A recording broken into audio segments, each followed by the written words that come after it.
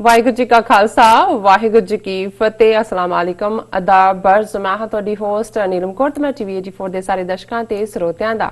ਹਾਰਦਿਕ ਸਵਾਗਤ ਕਰਦੀ ਹਾਂ ਪ੍ਰੋਗਰਾਮ ਸੱਚੋ ਸੱਚ ਵਿੱਚ, ਜਿਹੜੇ ਇਸ ਪ੍ਰੋਗਰਾਮ ਨਾਲ ਦੇਸ਼ਾਂ ਵਿਦੇਸ਼ਾਂ ਤੋਂ ਜੁੜ ਚੁੱਕੇ ਨੇ। ਖਾਲਸਾ ਅਫੇਅਰ ਸੈਂਟਰ ਦੇ ਸੰਚਾਲਕ ਡਾਕਟਰ ਅਮਰਜੀਤ ਸਿੰਘ ਜੀ ਰੋਜ਼ਾਨਾ ਹੀ ਤਰ੍ਹਾਂ ਸਟੂਡੀਓ ਵਿੱਚ ਮੇਰੇ ਨਾਲ ਸ਼ਾਮਲ ਨੇ। ਆਓ ਨਾ ਮਿਲ ਕੇ ਅੱਜ ਦੇ ਅਹਿਮ ਇਸ਼ੂਜ਼ ਉੱਪਰ ਉਹਨਾਂ ਤੋਂ ਉਹਨਾਂ ਦਾ ਤਜ਼ੀਆ ਜਾਣਦੇ ਹਾਂ। जी डॉक्टर साहब वाहिगुरू जी का खालसा वाहिगुरू जी की फतेह। जी डॉक्टर साहब जी आनू प्रोग्राम सचो सच विच बहुत शुक्रिया जी। डॉक्टर साहब आज 2 मार्च 2020 फग्गन नानकशाही संमत 551 ਦਾ ਦਿਨ ਹੈ ਤੇ ਡਾਕਟਰ ਸਾਹਿਬ ਪ੍ਰੋਗਰਾਮ ਸ਼ੁਰੂ ਕਰਨ ਤੋਂ ਪਹਿਲਾਂ ਅਸੀਂ ਆਪਣੇ ਦਰਸ਼ਕਾਂ ਤੇ ਸਰੋਤਿਆਂ ਨੂੰ ਹਮੇਸ਼ਾ ਤਰ੍ਹਾਂ ਦੱਸਦੀ ਹਾਂ ਵਿਊਅਰਸ, ਜੇ ਤੁਸੀਂ ਹੱਕ ਸੱਚ ਇਨਸਾਫ ਤੇ ਪੈਰਾ ਦਿੰਦਾ ਇੱਕੋ ਇੱਕ ਚੈਨਲ ਟੀਵੀ 84 ਨੂੰ ਦੇਖਣਾ ਚਾਹੁੰਦੇ ਹੋ ਤਾਂ ਤੁਸੀਂ ਦੇਖ ਸਕਦੇ ਹੋ ਸਪੈਕਟਰਮ ਕੇਬਲ, ਆਰਜਨ cable, Bell 5 cable in Canada, roku, Jadoo Box, Shawa, Facebook TV 84 ਦੀ ਐਪ ਰਾਹੀਂ online streaming and IP box ਤੇ ਤੁਸੀਂ TV 84 ਨੂੰ ਦੇਖ ਸਕਦੇ ਹੋ। ਵਿਊਅਰਸ, ਜੇ ਤੁਸੀਂ TV 84 ਨਾਲ ਜਾਂ ਪ੍ਰੋਗਰਾਮ ਸੱਚੋ ਸੱਚ ਨਾਲ ਫੇਸਬੁੱਕ ਰਾਹੀਂ ਜੁੜੇ ਹੋ ਤਾਂ ਇਸ ਨੂੰ ਵੱਧ ਤੋਂ ਵੱਧ ਲਾਈਕ ਕਰੋ ਤੇ ਸ਼ੇਅਰ ਕਰੋ ਅਤੇ ਨਾਲ ਹੀ YouTube ਤੇ ਸਬਸਕ੍ਰਾਈਬ ਵੀ ਕਰੋ। ਇਹ ਵੀ ਦੱਸ ਦਿਓ ਕਿ ਤੁਸੀਂ TV 84 ਦੀ ਐਪ ਨੂੰ ਐਂਡਰੋਇਡ ਐਂਡ ਐਪ ਸਟੋਰ ਤੇ ਡਾਊਨਲੋਡ ਕਰਕੇ ਜੋ TV 84 ਦੀ ਲਾਈਵ ਸਟ੍ਰੀਮ ਹੈ ਉਸ ਨੂੰ ਤੁਸੀਂ 24 ਆਵਰਸ ਦੇਖ ਸਕਦੇ ਹੋ। ਵਿਊਅਰਸ, ਹੁਣ ਅਸੀਂ ਆਪਣੇ ਪ੍ਰੋਗਰਾਮ ਦੀ ਸ਼ੁਰੂਆਤ ਕਰਨ ਜਾ ਰਹੇ ਹਾਂ। ਅਸੀਂ ਇਸ ਹਫਤੇ ਦਾ ਪਹਿਲਾ ਪ੍ਰੋਗਰਾਮ ਕਰਨ ਜਾ ਰਹੇ ਹਾਂ। ਅੱਜ ਮੰਡੇ ਦਾ ਦਿਨ ਹੈ। ਪ੍ਰੋਗਰਾਮ ਦੀ ਸ਼ੁਰੂਆਤ ਕਰਾਂਗੇ ਵੀਕਐਂਡ ਤੋਂ। ਸੋ ਆਸ ਕਰਦੇ ਹਾਂ ਕਿ ਤੁਹਾਡਾ ਵੀਕਐਂਡ ਬਹੁਤ ਹੀ ਵਧੀਆ ਗੁਜ਼ਰਿਆ ਹੋਏਗਾ। ਜਿਉਂਦੇ ਰਹੋ, ਹੱਸਦੇ ਰਹੋ, ਵਸਦੇ ਰਹੋ ਐਂਡ TV 84 ਦੇ ਨਾਲ ਇਸੇ ਤਰ੍ਹਾਂ ਹੀ ਜੁੜੇ ਰਹੋ।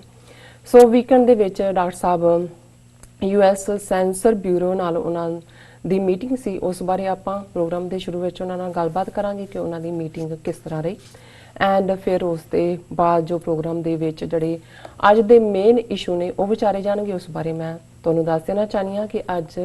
ਦੇ ਪ੍ਰੋਗਰਾਮ ਦੇ ਵਿੱਚ ਕਿਹੜੇ ਇਸ਼ੂਜ਼ ਦੇ ਉੱਪਰ ਗੱਲਬਾਤ ਹੋਏਗੀ। ਬੀਤੇ ਸ਼ੁੱਕਰਵਾਰ ਅਮਰੀਕਾ ਤੇ ਤਾਲਿਬਾਨ ਵਿਚਕਾਰ ਅਮਨ ਸਮਝੌਤੇ ਤੇ ਜੋ ਦਸਤਖਤ ਹੋਏ, ਵਧੀਆ ਗੱਲ ਹੋਈ। ਇਸ ਸਮਝੌਤੇ ਤਹਿਤ 10 ਮਾਰਚ ਤੱਕ 5000 ਤਾਲਿਬਾਨ ਜੋ ਕੈਦੀ ਨੇ ਅਫਗਾਨ ਸਰਕਾਰ ਵੱਲੋਂ ਛੱਡੇ ਜਾਣੇ ਸਨ, ਪਰ ਅਫਗਾਨਿਸਤਾਨ ਦੇ ਜੋ ਪ੍ਰੈਜ਼ੀਡੈਂਟ ਨੇ ਉਹਨਾਂ ਨੇ ਐਸਾ ਕਰਨ ਤੋਂ ਨਾ ਕੀਤੀ। ਇੱਕ ਪਾਸੇ ਜੋ ਮਾਹਿਰਾਂ ਵੱਲੋਂ ਇਸ ਸਮਝੌਤੇ ਨੂੰ ਇਤਿਹਾਸਕ ਦੱਸਿਆ ਜਾ ਰਿਹਾ ਹੈ, ਪਰ ਦੂਸਰੇ ਪਾਸੇ ਇਸ ਦਾ ਬਸਮਿੱਲਾ ਹੀ ਗਲਤ ਹੋਇਆ। ਸੋ ਇਸ ਉੱਪਰ ਆਪਾਂ ਡਾਕਟਰ ਸਾਹਿਬ ਕੋਲੋਂ ਉਹਨਾਂ ਦੇ ਵਿਚਾਰ ਸੁਣਾਂਗੇ। ਐਂਡ ਦੂਸਰੇ ਪਾਸੇ ਦਿੱਲੀ ਦੀ ਹਿੰਸਾ ਵਿੱਚ ਜਿੱਥੇ ਦੰਗਾਕਾਰੀ ਹਿੰਦੂ ਤਵੀਆਂ ਨੇ ਜ਼ੁਲਮ ਦੀ ਅਖੀਰ ਕੀਤੀ, ਮੁਸਲਮਾਨਾਂ ਨੂੰ ਮਾਰਿਆ ਗਿਆ, ਉਹਨਾਂ ਨੂੰ ਜ਼ਖਮੀ ਕੀਤਾ ਗਿਆ ਔਰ ਉਹਨਾਂ ਦੀ ਜੋ ਅਰਬਾਂ ਦੀ ਜਾਇਦਾਦ ਹੈ ਉਸ ਨੂੰ ਲੁੱਟਿਆ ਗਿਆ, ਸਾੜਿਆ ਗਿਆ। ਸੋ ਦੂਸਰੇ ਪਾਸੇ ਇਨਸਾਨੀਅਤ ਨੂੰ ਪਿਆਰ ਕਰਨ ਵਾਲੇ ਲੋਕਾਂ ਨੇ ਆਪਣੀਆਂ ਜਾਨਾਂ ਖਤਰੇ ਵਿੱਚ ਪਾ ਕੇ ਜੋ ਪੀੜਤ ਲੋਕ ਸਨ ਉਹਨਾਂ ਨੂੰ ਬਚਾਇਆ। ਸਿੱਖ ਕੌਮ ਜਿੱਥੇ ਲੰਗਰ ਲਾਉਣ ਵਿੱਚ ਸਭ ਤੋਂ ਅੱਗੇ ਰਹੀ, ਉੱਥੇ ਇੱਕ ਸਿੱਖ ਪਿਓ ਪੁੱਤਰ ਦੀ ਕਹਾਣੀ ਜਿਨ੍ਹਾਂ ਨੇ 40 ਤੋਂ ਜ਼ਿਆਦਾ ਮੁਸਲਮਾਨ ਵੀਰ ਭੈਣਾਂ ਨੂੰ ਆਪਣੀ ਜਾਨ ਦੀ ਬਾਜੀ ਲਗਾ ਕੇ ਬਚਾਇਆ। ਇਹ ਜੋ ਵਿਸ਼ਾ ਹੈ, ਜੋ ਪਿਓ ਪੁੱਤਰ ਦੀ ਜੋ ਕਹਾਣੀ ਹੈ, ਉਹ ਮੀਡੀਆ ਦੇ ਵਿੱਚ ਕਾਫੀ ਚਰਚਾ ਦੇ ਵਿੱਚ ਹੈ। ਸੋ ਇਸ ਉੱਪਰ ਆਪਾਂ ਡਾਕਟਰ ਕੋਲੋਂ ਉਹਨਾਂ ਦਾ ਤਜ਼ੀਆ ਜਾਣਾਂਗੇ। ਐਂਡ ਫਿਰ ਹਮੇਸ਼ਾ ਤਰ੍ਹਾਂ ਜੋ ਕਸ਼ਮੀਰ ਮੁੱਦਾ ਹੈ, 209 ਦਿਨ ਹੋ ਚੁੱਕੇ ਨੇ ਕਸ਼ਮੀਰ ਨੂੰ ਉਸੇ ਤਰ੍ਹਾਂ ਹੀ ਖੁੱਲੀ ਜੇਲ੍ਹ ਬਣਾਇਆ ਹੋਇਆ ਹੈ। ਜੋ ਉਹਨਾਂ ਦੀਆਂ ਮੁੱਢਲੀਆਂ ਸਹੂਲਤਾਂ ਨੇ ਕਸ਼ਮੀਰੀਆਂ ਦੀਆਂ ਉਹਨਾਂ ਨੂੰ ਵਾਂਝਿਆ ਕੀਤਾ ਗਿਆ ਹੈ। ਇਸ ਉੱਪਰ ਗੱਲਬਾਤ ਹੋਏਗੀ। ਜੋ ਕਰੋਨਾ ਵਾਇਰਸ ਦਾ ਜੋ ਕਹਿਰ ਹੈ ਉਹ ਦੁਨੀਆ ਭਰ ਦੇ ਵਿੱਚ ਉਸੇ ਤਰ੍ਹਾਂ ਹੀ ਮੰਡਰਾ ਰਿਹਾ ਹੈ। ਸੋ ਇਸ ਕਰੋਨਾ ਵਾਇਰਸ ਦੇ ਨਾਲ 3000 ਤੋਂ ਜ਼ਿਆਦਾ ਮੌਤਾਂ ਹੋ ਚੁੱਕੀਆਂ ਹਨ ਔਰ 90000 ਦੇ ਕੇਸ ਸਾਹਮਣੇ ਆ ਰਹੇ ਹਨ। ਇਸ ਉੱਪਰ ਆਪਾਂ ਗੱਲਬਾਤ ਕਰਾਂਗੇ ਕਿ ਦੁਨੀਆ ਦੇ ਜੋ ਅੱਡ ਜੋ ਦੇਸ਼ ਨੇ ਉਹਨਾਂ ਦੀਆਂ ਸਰਕਾਰਾਂ ਇਸ ਨੂੰ ਬਚਾਉਣ ਲਈ ਵੱਖਰੇ ਉਪਰਾਲੇ ਕਰ ਰਹੇ ਹਨ, ਪਰ ਦੂਸਰੇ ਪਾਸੇ ਜੋ ਬੀਜੇਪੀ ਦੇ ਇੱਕ MLA ਨੇ ਦਾ ਕਹਿਣਾ ਹੈ ਕਿ ਫਿਕਰ ਕਰਨ ਦੀ ਕੋਈ ਲੋੜ ਨਹੀਂ ਹੈ, ਇਸ ਦੇ ਬਚਾਅ ਲਈ ਤੁਸੀਂ ਗਾਂ ਮਾਤਾ ਦਾ ਮੂਤਰ ਐਂਡ ਗੋਬਰ ਹੈ ਉਹ ਯੂਜ਼ ਕਰੋ। ਸੋ ਇਸ ਉੱਪਰ ਆਪਾਂ ਡਾਕਟਰ ਸਾਹਿਬ ਕੋਲ ਉਹਨਾਂ ਦੇ ਵਿਚਾਰ ਸੁਣਾਂਗੇ। ਸੋ ਤੁਹਾਡੀਆਂ ਲਿਖਤਾਂ ਹੋਣਗੀਆਂ। ਫਿਰ ਪ੍ਰੋਗਰਾਮ ਦੇ ਐਂਡ ਦੇ ਵਿੱਚ ਆਪਾਂ ਗੱਲਬਾਤ ਕਰਾਂਗੇ ਰੂਹ ਦੀ ਖੁਰਾਕ ਗੁਰਬਾਣੀ ਵਿਚਾਰਾਂ ਦੀਆਂ। ਸੋ ਅਸੀਂ ਚਾਹਾਂਗੇ ਤੁਸੀਂ ਸਟਾਰਟਿੰਗ ਤੋਂ ਲੈ ਕੇ ਐਂਡ ਤੱਕ ਸਾਡੇ ਨਾਲ ਇਸੇ ਤਰ੍ਹਾਂ ਹੀ ਬਣੇ ਰਹਿਣਾ। ਦੇਖਣ ਸੁਣਨ ਲਈ ਤੁਹਾਡਾ ਸਭ ਦਾ ਬਹੁਤ ਸ਼ੁਕਰੀਆ ਜੀ ਡਾਕਟਰ ਸਾਹਿਬ, ਗੱਲਬਾਤ ਕਰਾਂਗੇ ਵੀਕਐਂਡ ਤੇ ਤੁਹਾਡਾ ਜੋ ਯੂਐਸ ਸੈਂਸਰ ਬਿਊਰੋ ਨਾਲ ਮੀਟਿੰਗ ਸੀ ਉਸ ਬਾਰੇ ਆਪਾਂ ਗੱਲਬਾਤ ਕਰਨ ਜਾ ਰਹੇ ਹਾਂ। Senses sorry. ਸੋ ਕਿਸ ਤਰ੍ਹਾਂ ਤੁਹਾਡੀ ਉਹ ਮੀਟਿੰਗ ਰਹੀ, ਇਸ ਬਾਰੇ ਆਪਾਂ ਤੁਹਾਡੇ ਵਿਚਾਰ ਜਾਣਨੇ ਚਾਹਾਂਗੇ। ਸੈਂਸਰ ਵਾਲੇ ਤਾਂ ਸਾਨੂੰ ਨੇੜੇ ਨਹੀਂ ਲੱਗਣ ਦਿੰਦੇ। ਉਹ ਤਾਂ ਕੀ ਫਾਈਲਾਂ ਬਣਾ ਕੇ ਬੈਠੇ ਨੇ, ਉਹ ਤਾਂ ਉਹਨਾਂ ਨੇ ਕਲਾਸੀਫਾਈ ਕਰਕੇ ਰੱਖੀਆਂ ਹੋਈਆਂ। ਦੇਖੋ, ਅਸੀਂ ਪਿਛਲੇ ਦਿਨਾਂ 'ਚ ਇੱਕ ਪ੍ਰੋਗਰਾਮ ਕੀਤਾ ਸੀ ਕਿ ਸਿੱਖਾਂ ਦੀ ਦੁਨੀਆ ਦੇ ਵਿੱਚ ਅਡਰੀ ਪਛਾਣ 'ਚ ਇੱਕ ਬਹੁਤ ਵੱਡਾ ਮੀਲ ਪੱਥਰ ਗੱਡਿਆ ਗਿਆ, ਤੇ ਉਹ ਹੈ ਕਿ ਜਿਹੜੀ 2020 ਦੇ ਵਿੱਚ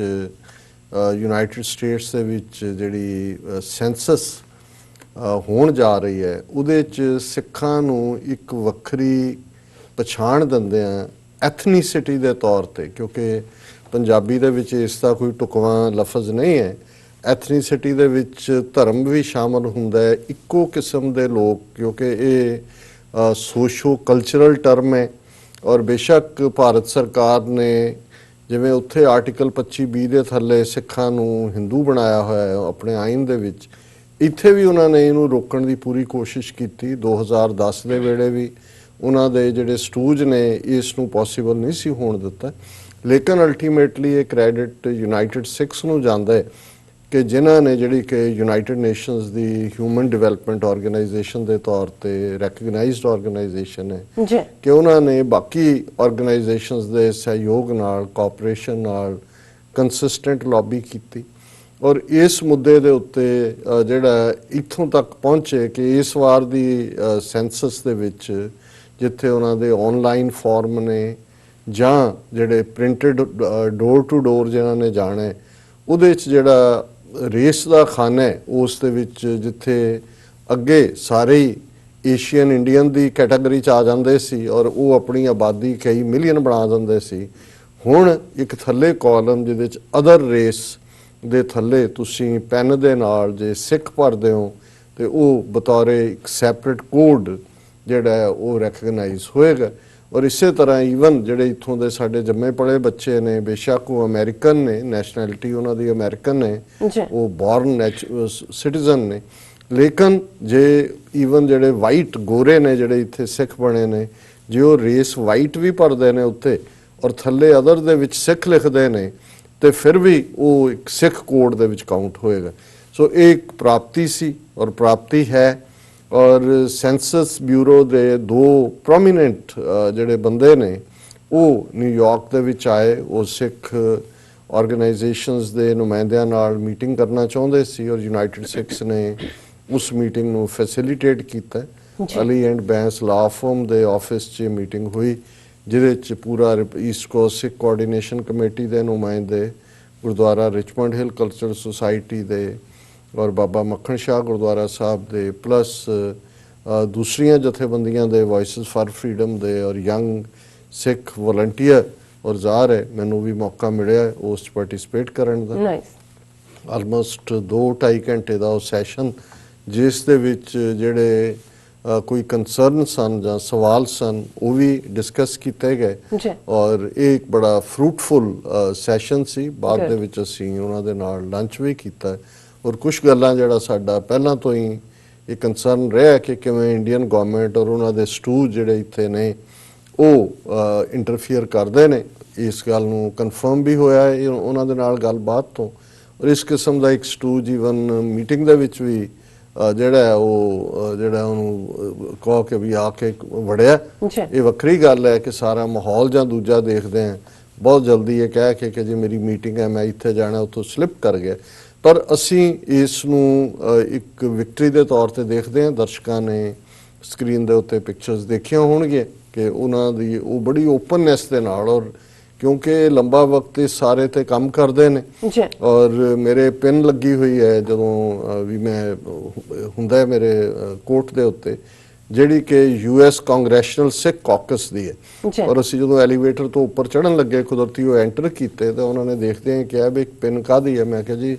ਸਾਡੇ 50 ਤੋਂ ਜ਼ਿਆਦਾ ਜਿਹੜੀ ਹੈ ਉਹ ਕਾਂਗਰਸਮੈਨ ਸਿੱਖ ਕਾਕਸ ਦੇ, ਔਰ ਉਹ ਬੜੇ ਹੈਰਾਨ ਕਹਿੰਦੇ ਵੀ ਅਸੀਂ ਵੀ ਨੈਵਰ ਨਿਊ ਕਿ ਸਿੱਖ ਕਾਕਸ ਐਗਜ਼ਿਸਟ ਕਰਦੀ ਹੈ। ਔਰ ਉਹਨਾਂ 'ਚੋਂ ਇੱਕ ਨੇ ਕਿਹਾ ਵੀ ਅਸੀਂ ਵਾਸ਼ਿੰਗਟਨ ਤੋਂ ਆਏ ਹਾਂ, we have given a briefing to Black Caucus. ਹੁਣ ਬਲੈਕ ਕਾਕਸ ਦੇ ਵੀ 35-36 ਮੈਂਬਰ ਨੇ ਐਂਡ ਹਿਸਪੈਨਿਕ ਕਾਕਸ। ਔਰ ਉਹ ਕਹਿੰਦਾ ਵੀ ਨੈਵਰ ਨਿਊ, ਔਰ ਹੁਣ ਅਸੀਂ ਸਰ ਹਰਪ੍ਰੀਤ ਸਿੰਘ ਸੰਧੂ ਹੋਰਾਂ ਨਾਲ ਕੋਆਰਡੀਨੇਟ ਕਰ ਰਹੇ ਕਿ ਕਾਂਗਰੈਸ਼ਨਲ ਸਿੱਖ ਕਾਕਸ ਨੂੰ ਵੀ ਉਹ ਬਰੀਫਿੰਗ ਦੇਣਗੇ, ਕਿਉਂਕਿ ਆਲਰੇਡੀ ਸਾਡਾ ਕੇਸ ਤਾਂ ਮਜ਼ਬੂਤ ਹੈ ਹੀ ਹੈ, ਲੇਕਿਨ ਇਹ ਆਪਣੇ ਆਪ ਦੇ ਵਿੱਚ ਇੱਕ ਵੱਡੀ ਗੱਲ ਹੈ ਕਿ ਕਾਂਗਰਸ ਦੇ ਵਿੱਚ ਵੀ ਅਸੀਂ ਸਿੱਖੀਜ਼ਮ ਸਿਰਫ ਇੱਕ ਮਜ਼ਹਬ ਦੇ ਤੌਰ ਤੇ ਨਹੀਂ, ਕਿਉਂਕਿ ਅਮਰੀਕਾ 'ਚ ਰਿਲੀਜਨ ਐਂਡ ਚਰਚ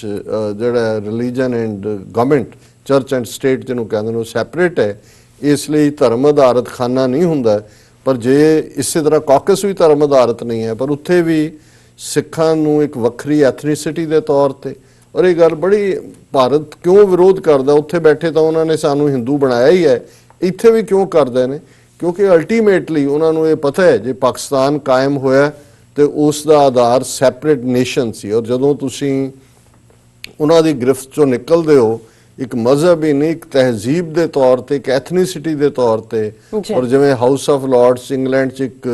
ਰੈਜ਼ੋਲੂਸ਼ਨ ਸੀ ਕਿ ਸਿੱਖਸ ਆਰ ਆਲਮੋਸਟ ਏ ਰੇਸ, ਤੁਸੀਂ ਉੱਥੇ ਤੱਕ ਪਹੁੰਚ ਜਾਂਦੇ ਹੋ ਤੇ ਤੁਹਾਡਾ ਜਿਹੜਾ ਨੇਸ਼ਨ ਦਾ ਜਿਹੜਾ ਕਲੇਮ ਹੈ ਉਹ ਮੱਚ ਮੋਰ ਸਟਰੋਂਗਰ ਹੁੰਦਾ ਹੈ। ਸੋ ਇਹ ਪ੍ਰੋਗਰਾਮ ਸਾਡੀ ਟੈਕਨੀਕਲ ਟੀਮ ਉੱਥੇ ਮੌਜੂਦ ਸੀ ਔਰ ਉਹਨਾਂ ਦੀ ਪਰਮਿਸ਼ਨ ਨਾਲ ਉਹ ਰਿਕਾਰਡ ਵੀ ਕੀਤਾ, ਔਰ ਅੱਜ 9:30 ਵਜੇ ਦੇ ਟਾਈਮ ਸਲੋਟ ਦੇ ਵਿੱਚ ਜਿਹੜੀ ਉਹਨਾਂ ਦੇ ਨਾਲ ਮੀਟਿੰਗ ਹੈ, ਔਰ ਉਹਨਾਂ ਨੇ ਇਹ ਵੀ ਹੈ ਕਿ ਇਸ ਦੇ ਲਈ ਬਹੁਤ ਸਾਰੇ ਲੋਕ ਹਾਇਰ ਕੀਤੇ ਜਾਣੇ ਨੇ। ਨਿਊਯਾਰਕ ਦੇ ਵਿੱਚ $28 ਤੋਂ $30 ਪਰ ਆਵਰ ਹੈ। ਉਹਨਾਂ ਨੇ ਐਨਕਰੇਜ ਕੀਤਾ ਹੈ ਕਿ ਵੀ ਤੁਹਾਡੇ ਲੋਕ ਆਣ, ਉਹਦੇ ਜਿਹੜੇ ਕੰਮ ਵੀ ਕਰਦੇ ਨੇ, ਕੋਈ ਉਹਨਾਂ ਨੂੰ ਇੱਕ ਉਹਨਾਂ ਦਾ ਪ੍ਰੀਲਿਮਿਨਰੀ ਇੱਕ ਐਗਜ਼ਾਮ ਹੋਏਗਾ, ਪਰ ਫਲੈਕਸੀਬਲ ਆਵਰਸ ਨੇ ਡੋਰ ਟੂ ਡੋਰ ਜਾ ਕੇ। ਸੋ ਅਸੀਂ ਐਨਕਰੇਜ ਵੀ ਕਰਾਂਗੇ ਕਿ ਆਪਣੇ ਸਾਡੇ ਜਿਹੜੇ ਦੂਜੇ ਕੰਮ ਵੀ ਕਰਦੇ ਨੇ ਉਹ ਉਸ ਦੇ ਵਿੱਚ ਐਨਰੋਲ ਹੋਣ, ਤਾਂ ਕਿ ਜਿਹੜੀ ਸਿੱਖ ਗਿਣਤੀ ਹੈ ਉਹ ਪ੍ਰੋਪਰਲੀ ਉਸ ਦੇ ਵਿੱਚ ਆ ਸਕੇ। ਸੋ ਇੱਕ ਸਾਡੀ ਪੋਜ਼ਿਟਿਵ ਵੀਕਐਂਡ ਐਕਟੀਵਿਟੀ ਸੀ। ਫਰਾਈਡੇ ਜਦੋਂ ਅਸੀਂ ਪ੍ਰੋਗਰਾਮ ਕੀਤਾ ਜਾ ਰਿਹਾ ਕਿ ਉਸ ਤੋਂ ਜਦੋਂ ਅਸੀਂ ਰਾਤ ਗੱਲ ਕਰ ਰਹੇ ਸੀ, ਉਸ ਦੀ ਕਮਿੰਗ ਮਾਰਨਿੰਗ ਉੱਥੇ ਆਲਰੇਡੀ ਮਾਰਨਿੰਗ ਹੋ ਚੁੱਕੀ ਸੀ, ਔਰ ਦੋਹਾ ਕਤਰ ਦੇ ਵਿੱਚ ਅਮਰੀਕਾ ਦੇ secretary of state Mike Pompeo ਔਰ ਉਹਨਾਂ ਦੇ ਤਾਲਿਬਾਨ ਜਿਨ੍ਹਾਂ ਨੇ ਉਹਦੇ 'ਚ ਵੀ ਆਪਣਾ ਅਫੀਸ਼ੀਅਲ ਨਾਂ ਜਿਹੜਾ ਹੈ ਉਹ ਉਹਨਾਂ ਨੇ ਰਿਪਰੈਜ਼ੈਂਟ ਇਹੀ ਕੀਤਾ ਕਿ ਭਾਈ ਅਸੀਂ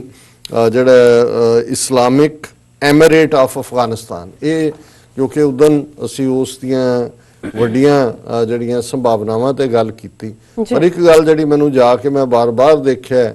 ਕਿ ਵੀ ਇੱਕ ਪਾਸੇ ਤਾਲਿਬਾਨ ਦਹਿਸ਼ਤਗਰਦ ਕੈਟਾਗਰੀ 'ਚ ਯੂਨਾਈਟਿਡ ਨੇਸ਼ਨਸ ਦੀ ਸੈਂਕਸ਼ਨਸ ਤੋਂ ਲੈ ਕੇ ਉਹਨਾਂ ਦੇ ਲੀਡਰ ਭਾਵੇਂ ਇੰਡੀਵਿਜੂਅਲੀ ਜਿਹੜੇ ਨੇ ਬਹੁਤ ਸਾਰੇ ਦਹਿਸ਼ਤਗਰਦ ਇੰਟਰਨੈਸ਼ਨਲ ਲਿਸਟ ਪਾਏ ਹੋਏ ਸੀ, ਹੁਣ ਉਹਨਾਂ ਦੇ ਨਾਲ ਅਮਰੀਕਾ ਆਲਮੋਸਟ ਸਮਝੌਤਾ ਕਰ ਰਿਹਾ ਜਿਹੜਾ 19-20 ਸਾਲ ਬਾਅਦ। ਪਰ ਉਸ ਤੋਂ ਪਹਿਲਾਂ ਜਦੋਂ ਉਹਨਾਂ ਦੀ ਹਕੂਮਤ ਸੀ ਤਾਲਿਬਾਨ ਦੀ, ਉਹਨਾਂ ਦਾ ਜਿਹੜਾ ਅਫੀਸ਼ੀਅਲ ਨਾਂ ਹੈ ਇਸਲਾਮਿਕ ਐਮੀਰੇਟ ਆਫ ਅਫਗਾਨਿਸਤਾਨ ਸੀ, ਜਿਹਨੂੰ ਪਾਕਿਸਤਾਨ ਨੇ, ਸਾਊਦੀ ਅਰੇਬੀਆ ਨੇ ਔਰ UAE ਨੇ ਰੈਕਗਨਾਈਜ਼ ਕੀਤਾ ਹੋਇਆ ਸੀ। ਸੋ ਤਾਲਿਬਾਨ ਨੇ ਇਹ ਗੱਲ ਵੀ ਅਮਰੀਕਨਾਂ ਦੇ ਸੰਗ ਚੋਂ ਲੰਘਾਈ ਹੈ ਕਿ ਅਸੀਂ, ਅਮਰੀਕਨਾਂ ਨੇ ਤਾਂ ਉਹੀ ਤਾਲਿਬਾਨ ਜਿਨ੍ਹਾਂ ਨੂੰ ਕੱਲ ਤੱਕ ਉਹ ਦਹਿਸ਼ਤਗਰਦ ਸੀ, ਅੱਜ ਉਹ ਜਿਹੜੇ ਨੇ ਤਾਲਿਬਾਨ ਲੀਡਰ ਨੇ ਔਰ ਵੁੱਡ ਬੀ ਗਵਰਨਮੈਂਟ ਹੈ। ਸੋ ਅਮਰੀਕਾ ਨੇ ਤਾਂ ਇਹ 3 ਸਟੈਪਸ ਡੀਲ ਕੇ, ਪਰ ਜ਼ਾਹਰ ਹੈ ਕਿ ਉਹਨਾਂ ਨੇ ਆਪਣਾ ਮੌਕਫ ਨਹੀਂ ਛੱਡਿਆ ਔਰ ਰਿਪੀਟਡਲੀ ਉਹਨਾਂ ਨੇ ਉਹੀ ਲਫ਼ਜ਼ ਇਸਤੇਮਾਲ ਕੀਤਾ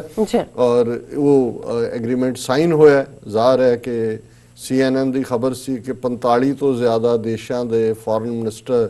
ਜਾਂ ਨੁਮਾਇੰਦੇ ਵੀ ਉੱਥੇ ਬੈਠੇ ਸੀ, ਸ਼ਾਮਲ ਸੀ, ਔਰ ਜਿਹੜੀਆਂ ਬ੍ਰੌਡਰ ਟਰਮਸ ਨੇ ਉਸ ਦਾ ਜ਼ਿਕਰ ਅਸੀਂ ਫਰਾਈਡੇ ਦੇ ਪ੍ਰੋਗਰਾਮ 'ਚ ਕੀਤਾ ਸੀ ਕਿ ਬਈ ਅਲਟੀਮੇਟਲੀ ਇਹ ਕੀ ਹੋਣ ਜਾ ਰਿਹਾ, ਔਰ ਇਸ ਬਾਰੇ ਵੀ ਜਿਹੜਾ ਔਰ ਇਹ ਸਾਡਾ ਜਿਹੜਾ ਸੈਗਮੈਂਟ ਸੀ ਫਰਾਈਡੇ ਦਾ, ਉਹਨੂੰ ਸਾਡੇ ਦਰਸ਼ਕਾਂ ਵੱਲੋਂ ਬਹੁਤ ਸਰਾਹਿਆ ਗਿਆ। ਇਨ ਥਾਊਜ਼ੈਂਡਸ ਸ਼ੇਅਰਸ ਨੇ, ਕਾਮੈਂਟਸ ਨੇ ਔਰ ਕਾਫੀ ਐਪਰੀਸ਼ੀਏਸ਼ਨ ਦਾ, ਕਿਉਂਕਿ ਉਸ ਸਾਰੇ ਪਾਰਟ ਦੇ ਵਿੱਚ ਅਸੀਂ ਅਫਗਾਨ ਟਰਾਈਬਸ ਦੀ ਹਿਸਟਰੀ, ਉਹਨਾਂ ਦੀ ਫੀਅਰਸਲੀ ਇੰਡੀਪੈਂਡੈਂਟ ਸਪਿਰਿਟ ਔਰ ਕਿਵੇਂ ਉਹਨਾਂ ਨੇ 20ਵੀਂ ਸਦੀ ਦੇ ਵਿੱਚ 3 ਵੱਡੇ ਐਮਪਾਇਰ ਜਿਹੜੇ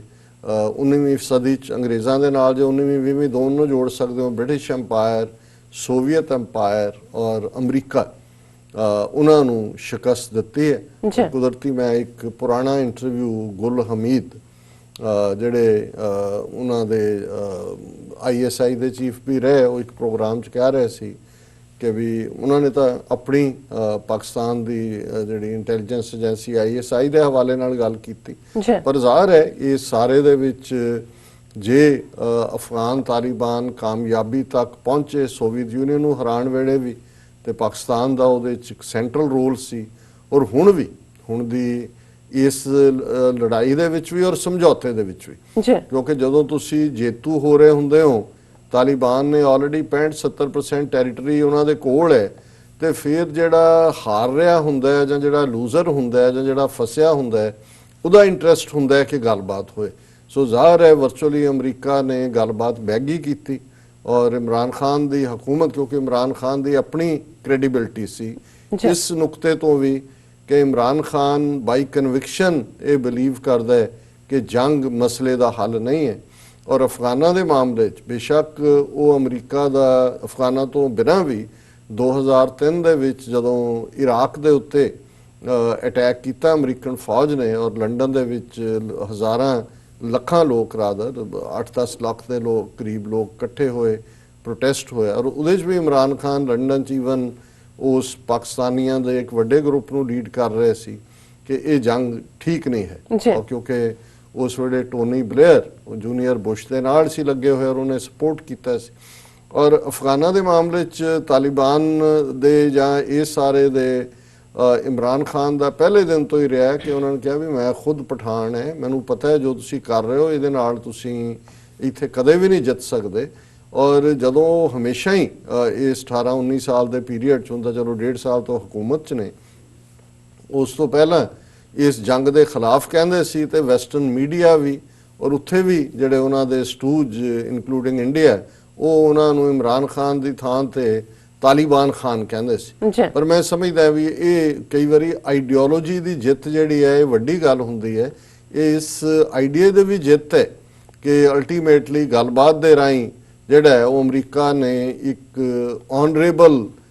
ਜਿਹਨੂੰ ਕਹੋ ਕਿ ਸਰੈਂਡਰ ਕੀਤਾ। ਹੁਣ ਇਹ ਇਹਨਾਂ ਇਸ਼ੂਜ਼ ਦੇ ਉੱਤੇ ਅਸੀਂ ਗੱਲ ਕੀਤੀ ਸੀ, ਇੱਕ ਨੁਕਤਾ ਜਿਹੜਾ ਮੈਂ ਉਸ ਦੇ ਵਿੱਚ ਮੈਂਸ਼ਨ ਨਹੀਂ ਸੀ ਕੀਤਾ, ਔਰ ਸਾਡੇ ਇੱਕ ਵਿਊਅਰ ਨੇ ਸਾਨੂੰ ਪੁਆਇੰਟ ਆਊਟ ਵੀ ਕੀਤਾ, ਕਿਉਂਕਿ ਸਾਹਮਣੇ ਅਜੇ ਪੂਰਾ ਐਗਰੀਮੈਂਟ ਨਹੀਂ ਸੀ, ਔਰ ਮੈਂ ਇਸ ਨੂੰ ਜਿਹੜਾ ਦੇਖਣਾ ਚਾਹੁੰਦਾ ਸੀ ਕਿ ਜਿਹੜਾ ਰੀਅਲੀ ਕਿਉਂਕਿ ਕਈ ਵਾਰ ਕਈ ਡਰਾਫਟ ਬਣਦੇ ਨੇ, ਪ੍ਰੀਵੀਅਸ ਨਾਈਟ ਤੱਕ ਹੁੰਦਾ ਹੈ, ਔਰ ਦਸਤਖਤ ਹੋਣ ਤੋਂ ਪਹਿਲਾਂ ਵੀ ਕਈ ਵਾਰੀ ਕੋਈ ਨਾ ਕੋਈ ਲਫ਼ਜ਼ ਬਦਲੇ ਜਾਂਦੇ ਨੇ, ਔਰ ਉਹਦਾ ਇੱਕ ਹਿੱਸਾ ਸੀ ਕਿ 5000 ਜਿਹੜੇ ਤਾਲਿਬਾਨ ਪ੍ਰਿਜ਼ਨਰ ਨੇ ਅਫਗਾਨਿਸਤਾਨ ਦੀ ਸਰਕਾਰ ਦੇ ਕੋਲ, ਜ਼ਾਹਰ ਹੈ ਅਮਰੀਕਾ ਦੀ ਫੌਜ ਔਰ ਉਹਨਾਂ ਦੀ ਸਰਕਾਰ ਜਿਹੜਾ ਅਸ਼ਰਫ ਗਨੀ, ਉਹ ਇਹਨਾਂ ਦਾ ਹੀ ਅਮਰੀਕਨਾਂ ਦਾ ਹੀ ਉੱਥੇ ਰੱਖਿਆ ਹੋਇਆ, ਉਹਦਾ ਕੋਈ ਆਪਣਾ ਧੜਾ ਜਾਂ ਪਾਰਟੀ ਤਾਂ ਹੈ ਨਹੀਂ, ਵਰਲਡ ਬੈਂਕ ਦੇ ਵਿੱਚ ਕੰਮ ਕਰਦਾ ਸੀ, ਇੱਥੋਂ ਹੀ ਅਮਰੀਕਾ 'ਚੋਂ ਗਿਆ ਹੈ, ਔਰ ਉੱਥੋਂ ਸ਼ਾਇਦ ਸ਼ਿਮਲੇ ਦਾ ਪੜ੍ਹਿਆ ਹੋਇਆ ਜੇ ਮੈਂ ਗਲਤ ਨਾ ਹੋਵਾਂ। ਸੋ ਉਹਨੇ ਇਹ ਜਿਹੜੇ ਨੇ 10 ਮਾਰਚ ਤੱਕ 5000 ਜਿਹੜੇ ਕੈਦੀ ਤਾਲਿਬਾਨ ਨੇ ਉਹ ਇਹਨੇ ਛੱਡਣੇ ਸੀ ਅਫਗਾਨਿਸਤਾਨ ਸਰਕਾਰ ਨੇ, ਔਰ 1000 ਦੇ ਕਰੀਬ ਜਿਹੜੇ ਅਫਗਾਨ ਫੌਜ ਦੇ ਕੈਦੀ ਜਿਹੜੇ ਕਿ ਤਾਲਿਬਾਨ ਦੇ ਕੋਲ ਨੇ ਉਹਨਾਂ ਨੇ ਛੱਡਣੇ ਸੀ। ਸੋ ਜ਼ਾਹਰ ਹੈ ਕਿ ਇਸ ਦੀ ਸ਼ੁਰੂਆਤ ਜਿਵੇਂ ਤੁਸੀਂ ਕਿਹਾ ਵੀ ਬਿਸਮਿਲ੍ਲਾ ਗਲਤ ਹੋਣ ਦੇ ਹਵਾਲੇ ਇਹ ਨੇ ਕਿ ਅਸ਼ਰਫ ਗਨੀ ਨੇ ਇਹ ਕਿਹਾ ਕਿ ਜੀ ਮੈਂ ਇਹ ਨਹੀਂ ਅਜੇ ਛੱਡਾਂਗਾ, ਕਿਉਂਕਿ ਉਸ ਸਮਝੌਤੇ ਦਾ ਇੱਕ ਹਿੱਸਾ ਹੈ ਕਿ ਇੰਟਰਾ ਅਫਗਾਨ ਡਾਇਲੋਗ, ਕਿ ਹੁਣ ਜਿਵੇਂ ਅਫਗਾਨਿਸਤਾਨ ਦੇ ਵਿੱਚ ਸਟੇਕ ਹੋਲਡਰ ਜਿਹੜੇ ਨੇ ਉਹਨਾਂ 'ਚ ਜ਼ਾਹਰ ਹੈ ਤਾਲਿਬਾਨ ਜਿਹੜੇ ਕਿ ਮੁੱਖ ਧਿਰ ਨੇ, ਜਿਹੜਾ ਸਮਝੌਤਾ ਕੀਤਾ ਦਸਤਖਤ ਕੀਤੇ ਨੇ ਉਹ ਤਾਂ ਤਾਲਿਬਾਨ ਨਾਲ ਹੀ ਕੀਤੇ ਨੇ ਅਮਰੀਕਾ ਨੇ, ਉਹਦੇ 'ਚ ਕੋਈ ਜਿਹੜਾ ਐਗਜ਼ਿਸਟਿੰਗ ਹਕੂਮਤ ਹੈ ਅਸ਼ਰਫ ਗਨੀ ਦੀ ਜਾਂ ਅਸ਼ਰਫ ਗਨੀ ਦਾ ਉਹਦਾ ਹਿੱਸਾ ਨਹੀਂ ਹੈ, ਕੋਈ ਤਾਲਿਬਾਨ ਤਾਂ ਉਹਨਾਂ ਨਾਲ ਬਹਿਣ ਨੂੰ ਵੀ ਤਿਆਰ ਨਹੀਂ ਸੀ, ਹਾਲਾਂਕਿ ਉੱਥੇ ਅਸ਼ਰਫ ਗਨੀ ਪਹੁੰਚਿਆ ਔਰ ਉਹਨੇ ਵੈਲਕਮ ਕੀਤਾ, ਲੇਕਿਨ ਇਹਦੀ ਕੋਈ ਆਪਣੀ ਹੋਂਦ ਨਹੀਂ ਹੈ। ਦੂਸਰੀ ਧਿਰ ਜਿਹੜੀ ਹੈ ਇੱਕ ਹੋਰ ਜਿਹਨੇ, ਕਿਉਂਕਿ ਅਸ਼ਰਫ ਗਨੀ ਵੀ ਜਿਹੜੀਆਂ ਲੇਟੈਸਟ ਪਾਰਲੀਮੈਂਟਰੀ ਇਲੈਕਸ਼ਨਾਂ ਹੋਈਆਂ ਉਹਦੇ 'ਚ ਇੱਕ ਅਬਦੁੱਲਾ ਜਿਹੜਾ ਤਾਜ਼ਕ ਹੈ, ਔਰ ਜ਼ਾਹਰ ਹੈ ਕਿ ਉਹਦੇ ਕੋਲ ਇੱਕ ਆਪਣੀ ਪਾਰਟੀ ਵੀ, ਜੇ ਮੈਂ ਗਲਤ ਨਾ ਹੋਵਾਂ ਜਮਾਤ-ਏ ਇਸਲਾਮੀ ਦੀ ਤਰਜ਼ ਦੀ ਹੈ। ਸੋ ਉਹਨੇ ਤਾਂ ਇਹ ਕਿਹਾ ਵੀ ਇਹ ਸਾਰੀ ਇਲੈਕਸ਼ਨ ਰਿਗ ਹੋਈ ਔਰ ਮੈਂ ਜਿੱਤਿਆ, ਲੇਕਿਨ ਇਹਦੇ ਬਾਵਜੂਦ ਜਿਹੜਾ ਅਬਦੁੱਲਾ ਹੈ ਉਹਨੇ ਇਸ ਨੂੰ ਵੈਲਕਮ ਕੀਤਾ ਸਮਝੌਤੇ ਨੂੰ, ਔਰ ਪਲੱਸ ਜਿਹੜੀ ਜਮਾਤ-ਏ ਇਸਲਾਮੀ ਲਾਈਨ ਵਾਲੀ ਉਹਨਾਂ ਦੀ ਪਾਰਟੀ ਹੈ ਉਹਨੇ ਵੀ ਵੈਲਕਮ ਕੀਤਾ। ਇਸੇ ਤਰ੍ਹਾਂ ਇੱਕ ਹੋਰ ਜਿਹੜਾ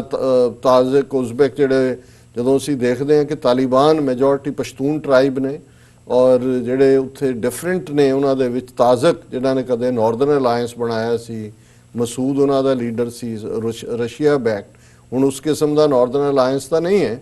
ਲੇਕਿਨ ਫਿਰ ਵੀ ਦੋਸਤਮ ਨਾਂ ਦਾ ਜਿਹੜਾ ਸ਼ਾਇਦ ਇਹ ਉਜ਼ਬੈਕ ਹੈ, ਔਰ ਇਹ ਜਿਹੜਾ ਕੁੰਦੂਸ ਦੇ ਵਿੱਚ ਇੱਕ ਬੜਾ ਮੈਸੈਕਰ ਉਦੋਂ ਕਹਾਣੀ ਆਈ ਸੀ ਕਿ ਵੀ ਕਿਵੇਂ ਕਿ ਜਿਹੜੇ ਪ੍ਰਿਜ਼ਨਰ ਆਫ ਵਾਰ ਲਏ ਜ਼ਾਹਰ ਹੈ ਪਸ਼ਤੂਨ, ਉਹਨਾਂ ਨੂੰ ਕੰਟੇਨਰਾਂ 'ਚ ਬੰਦ ਕਰਕੇ ਮਾਰਿਆ। ਸੋ ਉਹ ਕਾਫੀ ਡਿਸਕ੍ਰੈਡਿਟਡ ਹੈ ਦੋਸਤਮ,